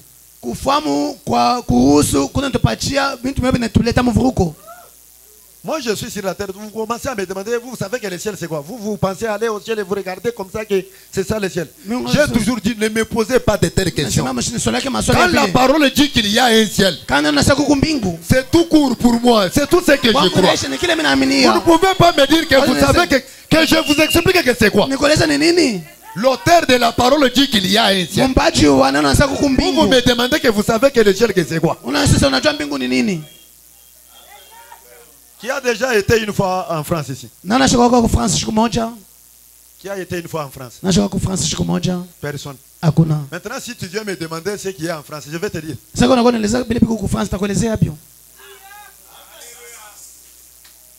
Est-ce que tu pouvais me demander quand j'étais dans le ventre de ma mère que tu sais que ici la terre c'est comment? Pale ndiko mtu mama Non, wangu laissez-moi quand je serai là. Uniache pale C'est nitakuja alors kule. que je te dirai que il y a quoi? Pale nitakueleza kuko nini? Mais seulement Lakini parce que je crois à la parole de Dieu. sema na neno la Mungu. Il y a un ciel. Kuko mbingu. Et quand le Saint-Esprit nous conduit, Kama utatufu netongoza. il nous conduit pour aller au ciel. Nitongoza kwenda kumbingu. Pendant notre pèlerinage, Musafari yetu il y a les secousses. kuna kwa mtetemeko. Quand les secousses seront là, Kwa tetemeko takuyako. il me défendra. Yata nitetea. Quand la guerre sera là, Kama vita nakuya. il me défendra. Atanitetea. Quand il y aura des choses, Kama utakuwa bintu. il prendra soin de moi. Atanilinda. Car Sababu la parole a dit, neno lisema mon ange marchera devant toi malaika wangu atatembea mbele pour yako te conduire en chemin kwa ajili ya kukulinda mbalabala et te faire arriver au lieu que j'ai na préparé. kufikisha pale pale nimetayarisha. Amen. Amen. Que quelqu'un ose seulement Mtu mmoja apime tu, recevez le Saint-Esprit mpokelee Roho Takatifu et expérimentez ce que nous disons là. na muonje vile tunamelezea. Recevez le Saint-Esprit et expérimentez ce que nous disons. Mpokelee Roho Takatifu na muonje vile Si tunamelezea. vous l'avez, Kama mko nayo, vous êtes un intouchable. huko mtu apenda kugusa, Un intouchable. washo kugusa. Expérimentez la chose. Muonje bintu, Un intouchable. washo kugusa. Dans la vie sur la terre ici, dans la vie Maisha sociale pa ici, udongo hii, maisha ya binadamu c'est comme je l'ai toujours dit. ni vile minasemaka. Dieu est un Dieu de variété. Mungu ni Mungu wa chanisho. Frère Branham l'a dit comme ça. Ndio pale nasema vile. Parfois, il n'a pas créé tout le monde pour qu'ils aient toujours la même vie. Mara ingine La shukia même vie mtu yote jua kuna ile maisha ya moja moja. L'autre est créé Mwingine banamuumba pour qu'il soit pauvre. njua kwa maskini. L'autre est créé Mwingine banamuumba pour qu'il s'enrichisse. njua atajirike. L'autre est créé Mwingine banamuumba pour qu'il soit dominé. njua bamutawale. L'autre aussi doit dominer. Mwingine yeye anapaswa kutawala. William Branham dit, Uliamba nama nasema le Dieu de variété. Mungu wa Quand chanisho. vous voyez dans sa nature ici, Kaona na muyumbile yake. il n'a pas créé toutes choses de la même manière. Ashikombe kila kitu pa mmoja. Frère Branham va plus loin avec nous pour nous dire que Ndio bana maana ndana sisi jua kutueleza même kwamba les jumeaux, hata ba mapasa si vous les remarquez toujours très bien, kama unaangalia tu il mzuri y a toujours une différence. panakuwa pa utofauti. Il y a toujours une différence. Kupa utofauti. Il y a des collines, Kuku il y a des montagnes élevées, milima bishukulu, il y a des vallées, kuku mabonde, il y a des grands océans, kuku mahabari il y a kubwa, des petits ruisseaux comme ça. kuku tumitoni tudogo. C'est Dieu qui a créé toutes ces choses-là. Ni Mungu aliumba vile vitu Il y a vyote. le blanc, il y a le noir. Frère, Kuweushi ndugu. si vous êtes moins affermis, Kama una na imani ya nguvu, vous penserez que vous serez toujours comme l'autre là. utawaza sema utakuwa sawa ule mwingine. Réjouissez-vous de ce que Dieu a fait de vous. Mfurahie na kile Mungu anatenda kwa ajili yenu.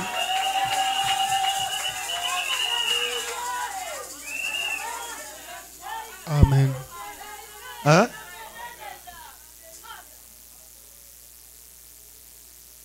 Uje mufika. Zambi mkufoka ni wikale heba mufika. Uko mweushi, Mungu alikuumba ukwe mweushi. Me babi da mucho wenji chudu wenzela nchini. Masaa 2 mkikoloni unafanya au nini? Ni lumwenu mucho wedamu. Na likalashi mule mkikoloni.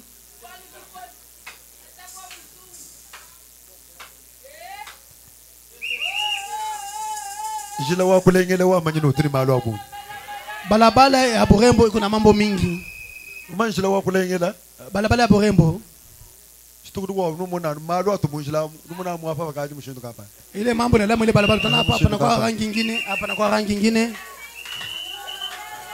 Munjila wa kulengela. Ile jo balabala ya Borembo.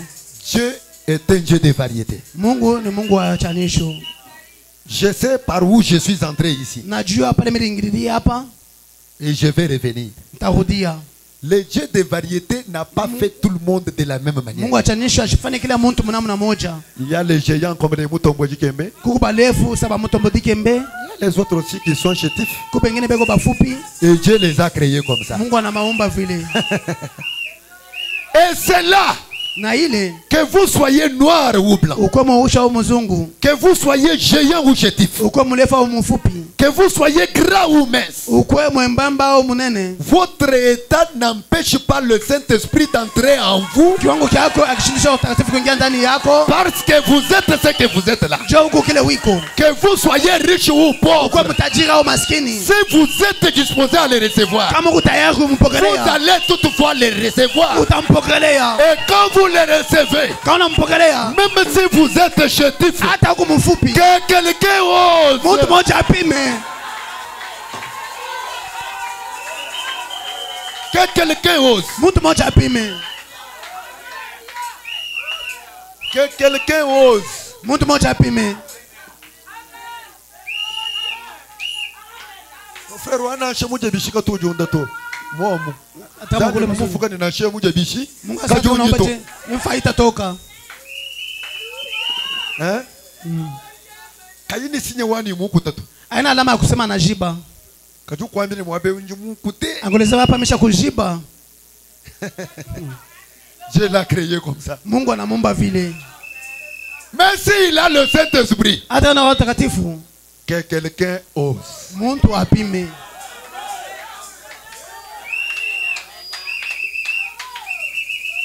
Mardoché était à la porte là comme sentinelle aussi. Mordekai alikuwa kumulango kule sawa mulinzi. Mais quand quelqu'un a osé, Wakati mtu alipima, alors qu'il détenait l'identité juive, na yeye kitambulisho cha Kiyuda. quand quelqu'un a osé, Wakati mtu mmoja alipima, le ciel est devenu contre cette personne-là. mbingu ilikuwa kinyume ya ule mtu.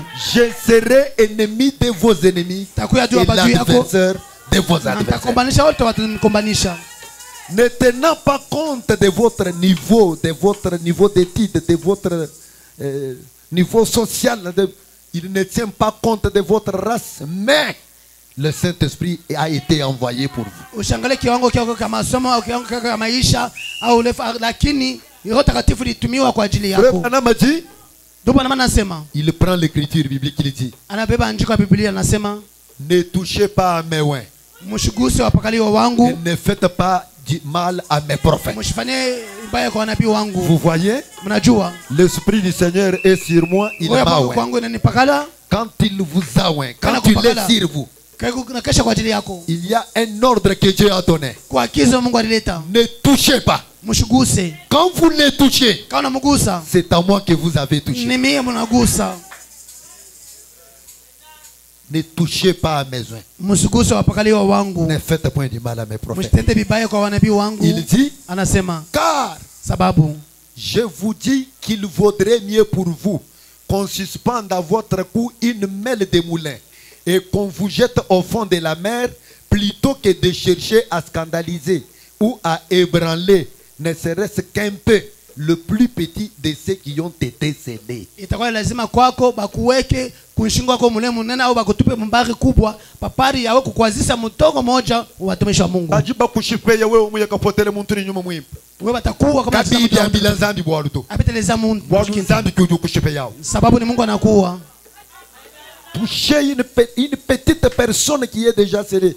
Je dis, c'est encore une raison pour laquelle le Saint-Esprit a été envoyé. Il nous conduit comme il a conduit l'église dans le temps. Et pendant qu'il nous conduit, il nous sécurise. Il défend notre cause. Il est notre défenseur. Amen. Amen. Frère Branham a dit, voilà ce que le Saint-Esprit. C'est votre assurance. C'est votre protection. C'est votre témoin. C'est votre sceau. C'est votre signe qui dit, je suis en route pour le ciel. Peu m'importe ce que le diable peut dire, je suis en route pour le ciel. Pourquoi? Il m'a scellé. Il me l'a donné. Il m'a scellé dans son royaume. Et je suis en route pour la gloire. Que le vent souffle, Que Satan fasse ce qu'il veut. Shetani atendele anataka. Dieu m'a déjà scellé jusqu'au jour de ma Mungu rédemption. ashaniweka muri mpaka mashiko okovu yangu. Amen. Amen. Nous l'avons dit ici dernièrement. Tulisema hapa Quand vous êtes déjà scellé, quand vous avez déjà ce Saint-Esprit-là, kama shiko na ile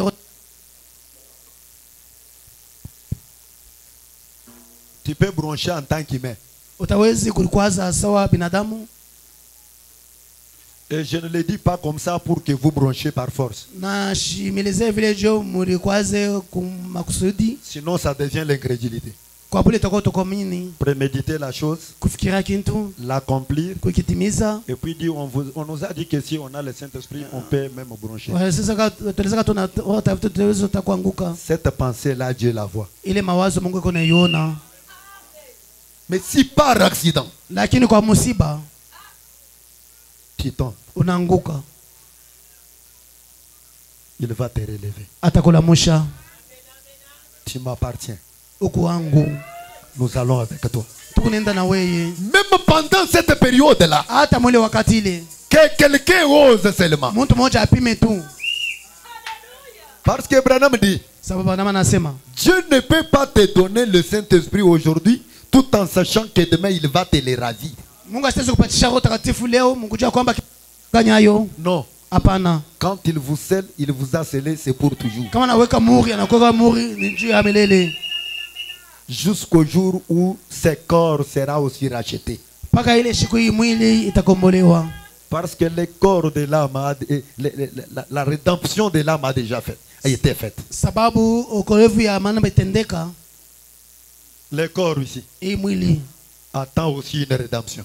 inachonga hiyo okovu. Quand cela sera changé dans un corps glorifié, Kama ile itabadilisha mwili ya utukufu, qui ne tombera pas malade, hautagonjwa, qui ne commettra pas de péché, hautafanya zambi, qui ne vieillira jamais. hautazeka. C'est ça, cette rédemption-là. Nile okovu ile. Frère Branham a dit, Ndio bana nasema. il me l'a donné. Alinipatishia, Il m'a scellé dans son royaume aliweka muri mfalme et yake. je suis en route pour la gloire. Niko munjia kwa ajili ya utukufu. Que le vent souffle, Pepo ipike. que Satan fasse ce qu'il veut. Shetani atende ile nataka. Dieu m'a déjà scellé jusqu'au jour de ma Mungu rédemption. ashaweka muri mpaka shika okovu yangu. Amen. Amen. Voilà ce que le Saint-Esprit, Ona kile kiko Roho Takatifu. il dit, Anasema, oh, vous devriez le désirer. mnapasha kuitaka. Je ne pourrai pas continuer sans lui. Sitawezi kuendelesha bila yeye. Frère Branham a dit, Ndio bana nasema. on pourrait en dire tellement long ici, mais je suis sûr que vous savez de quoi je parle. Tuwezi kawia hapa lakini nahakikisha kwamba mnafahamu kile mimi nasemezea. Amen. Amen. Vous voyez aussi une autre raison pour laquelle le Saint-Esprit est envoyé. Unaona sheria ya kwamba ile Roho Takatifu aliituma. Il fait ce qu'il a fait dans les âges passés. Eko natenda kila alitendaka mbizazi vile binapita. Le vendredi, Mukastano. nous avions lu ici dans le livre de Luc. Tusoma hapa mkitabu cha Luka. Pourquoi le Saint-Esprit a-t-il été donné? Jana waleta Roho Takatifu. C'était pour continuer les œuvres de Jésus. Ilikuwa cha kuendelesha kazi ya Yesu. Et dans ces œuvres de Jésus-là, Na mle kazi ya Yesu. la Bible dit, Biblia inasema, Jésus revêtu de la puissance de l'Esprit, mimi nafiko na uwezo ya kiroho. retournant en Galilée, Kurudia Galilea. et sa renommée s'est répandue dans tous les pays d'alentour. Na kavumu yake kaendelea mwinchi yote ya kando kando. Enseignait dans les synagogues et il était glorifié par tous. Akafundisha mahekalu na alitukuziwa pahali pote. Il s'est rendu à Nazareth où il avait été élevé, Akaenda kwa Nazareti kule alikomelea et selon sa coutume, na kufatana na il kisala entra yake. dans le synagogue le jour du sabbat. Akaingia mwekalu siku ya Sabato Et nous avons dit, na tulisema selon sa coutume, kufatana na kisala yake. Jésus qui va à l'église, Yesu kunaenda kwa kanisa. mais vous vous absentez. Wewe kuna lofwa. Qui peut bénéficier à l'église que l'autre par rapport à vous et à Jésus? Nani ataweza kupata faida kwa mwingine Selon sa coutume, kufatana na kisala yake? il entra dans la synagogue le jour du sabbat. Akaingia mwekalu siku ya Sabato Et il s'éleva pour faire la lecture. na akashimama kwa ajili ya kusoma. On lui remit le livre du prophète Esaïe. Bakampatia kitabu cha nabii L'ayant Isaya. déroulé, Akakifungula, il trouva l'endroit où il était écrit, akapata fasi ile aliandika, l'Esprit du Seigneur est sur moi. roho ya Bwana iko kwangu parce qu'il m'a oint pour annoncer une bonne nouvelle aux pauvres. sababu nimepakaliwa acha kutangaza habari njema kwa maskini. Ce que le Saint-Esprit a fait sur Jésus, Kile Roho Takatifu alifanya kwa Yesu il devait le faire encore avec l'église. ataifanya tena na kanisa. Car il est envoyé pour faire la continuité de la même œuvre. Chobali ituma njoo endelesha na kufanya ile kazi moja. Il m'a envoyé pour guérir ceux qui ont le cœur brisé, Anituma njoo kuponya weko na mioyo kuvunjika. pour proclamer aux captifs la délivrance Njoo kutangaza kwa wafungu ufungulivu. et aux aveugles le recouvrement de la vie, Pofu papate kuona. pour renvoyer libres les opprimés Njoo kuacha huru wafungwa. et pour publier une année de grâce du Seigneur. Njoo kutangaza mwaka moja ya neema ya Bwana. Et nous avons compris que Tulielewa ya kwamba c'est ce que l'église devait faire. ni ile kanisa napasha Dans kutenda. la commission que Jésus-Christ a laissée à l'église, Mkazi ile Yesu Kristo aliacha kanisa. ce sont les mêmes choses que l'église devait accomplir. Ni bintu moja kanisa napasha kutimiza. Mais il devait l'accomplir quand? Sasa pale tumesiwa katika ni Ne vous éloignez pas de Jérusalem. mshende mpaka na Yerusalemu. Attendez là jusqu'à ce que vous receviez la puissance dans nous. Mchungie pale pale mtapokea uwezo ya juu. Le Saint-Esprit qui viendra sur vous. Roho Takatifu takuja kwenu. C'est alors que vous pourrez continuer à faire ce que j'ai Ni fait. pale mtaweza kuendelea na kufanya bila Car ce ne kufanya. serait pas vous qui le ferez, Sababu na mwa mtaweza mais kutenda. ça sera le Saint-Esprit. Itakuwa ni Roho Takatifu. Vous voyez? Mnaona? Mais maintenant, Sasa depuis les anciens âges, tangu bizazi ya zamani il était le protecteur de son peuple. alikuwa mlinzi wa taifa Et yake. ce qu'il était hier là, Kile kwa jana c'est ce qu'il est encore ni aujourd'hui. kile iko tena leo. Le protecteur de son peuple. Mlinzi wa taifa yake. Je lis dans la prédication Apocalypse chapitre 1er Nasoma Ufunuo sura ya kwanza, et chapitre 4, première partie. Ufunuo sura ya 4 sehemu ya kwanza. Paragraphe 190 et 191. Mstari ya 119 na 191. William Branham dit: Ndio maana nasema tout aussi sûr que Dieu a tenu sa parole envers Pierre, vile tutakuwa nakisha kwamba Mungu alishika neno lake mbele ya Petro, Jacques et Jean, Yohane na Yakobo, tout aussi sûr qu'il l'a tenu envers Jean, les bien-aimés, le révélateur. na hakikisha kwamba ishika mbele ya Yohane mpendwa wa kufunuliwa, Tout aussi sûr qu'il a tenu sa promesse envers les âges de l'église. na hakikisha kwamba alishika haki yake mbizazi ya kanisa. C'est aussi sûr qu'il a promis que dans les derniers jours, il enverrait la pluie de l'arrière-saison et qu'il ramènerait sur la terre le même esprit qui était en lui. Na hakikisha kwamba atarudisha tena pa bulongo ile mvula ya jana na atarudisha ile muro moja ilikuwa kwake. Qu'il y aurait la lumière au temps du soir Na kutakuwa nuru wakati ya magharibi. et qu'il manifesterait la même puissance, Na atakuonesha ile uwezo moja, le même miracle, miujiza moja, et tout ce qu'il a fait en ce jour, na ile alitendaka ile siku il le manifeste de nouveau par cette porte ouverte dans le dernier jour. ikonaonyesha tena leo pa kupitia hii mlango ya wazi. Hallelujah. Amen. Vous savez, Mnajua sur la mer, habari alors que Jésus était avec les disciples, Yesu alikuwa na wanafunzi, le vent était fort. pepo ilikuwa ya nguvu. Jésus, Yesu, le Saint-Esprit fait homme. Roho Takatifu nilifanya muntu, Le vent était fort. pepo inakuwa ya nguvu. Quand il s'est levé, Wakati alilamuka qu'est-ce qu'il y a eu? kulikuwa nini? Le calme. Kimya. Au nom de Jésus-Christ, Munja Yesu Kristo, que tous ceux qui ont le cœur troublé bali bado kuna mioyo ni kuvurukwa puissent retrouver la paix. bapate amani, Car sababu c'est le même Saint-Esprit. ni Roho Takatifu moja. Je suis prêt à terminer. Miko tayari kumaliza, Je termine bientôt. miko na maniza hapa sasa. Il n'a même pas fait des acrobaties. Toi, vent, Je qu'est-ce dois que tu veux faire là-bas? Tu ne vois pas que je suis ici. Non. Asemi kuwa hapa.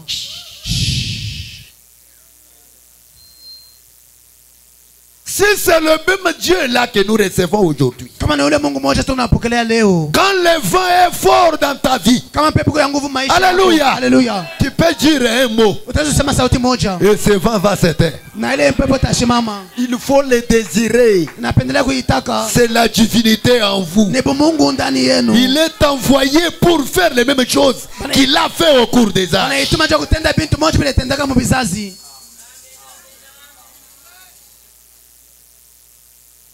Frère Branham dit, Ndugu Branham anasema, tout aussi sûr que Dieu a tenu sa promesse yote anahakikisha kwamba Mungu alishika neno lake dans les âges de l'église, mbizazi ya kanisa. c'est aussi sûr qu'il a promis que Ni hakikisha dans les kwamba derniers jours, il enverrait la pluie de l'arrière-saison. wakati ya mwisho atatuma ile mvula Et qu'il ramènerait sur la terre le même esprit qui était en lui. Qu'il y aurait la lumière au temps du soir. Et qu'il manifesterait la même puissance, le même miracle. Et tout ce qu'il a fait en son jour, il le manifesterait de nouveau par cette porte ouverte dans les derniers jours.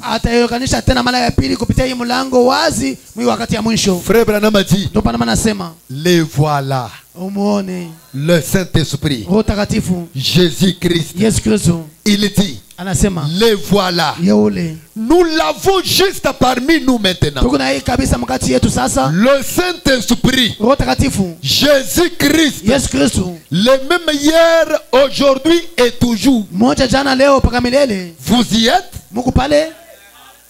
Cela vous prêche. Le Saint-Esprit, il vous prêche. Cela vous enseigne. Cela essaye de vous amener à voir ce qui est vrai et ce qui est faux. C'est le Saint-Esprit lui-même qui parle par des lèvres humaines, agissant parmi les humains, essayant de manifester sa miséricorde et sa grâce. Amen. Croyez-vous que le Saint-Esprit est ici présent? Qu'il est en train de vous enseigner? Qu'il est en train de vous prêcher? Recevez votre guérison. Recevez votre joie. Recevez votre victoire. Recevez votre élévation. Recevez votre succès. Recevez votre prospérité. Le même Saint-Esprit qui a manifesté sa miséricorde, qui a manifesté sa grâce, est ici maintenant en train de faire la même chose. Mon frère, ma soeur, il est envoyé pour vous accorder sa grâce. Il est envoyé pour vous accorder le succès. Il est envoyé pour vous accorder la sécurité. Il est envoyé pour vous accorder la victoire sur les ennemis. Car c'est le même Dieu. Que le nom du Seigneur soit béni à jamais. Pour terminer, permettez-moi que je proclame encore ceci. Car c'est meilleur pour notre église. Le Dieu immuable, agissant de façon inattendue. Oh, que Dieu bénisse sa parole. Le Dieu immuable, agissant de façon inattendue. William Branham a dit, ainsi nous formons tous une très grande armée de soldats marchant vers la victoire finale à la fin de la route. Marchant vers la victoire finale à la fin de la route. Et à vous chrétiens qui séjournez ici, que la paix de Dieu soit sur vous. Amen.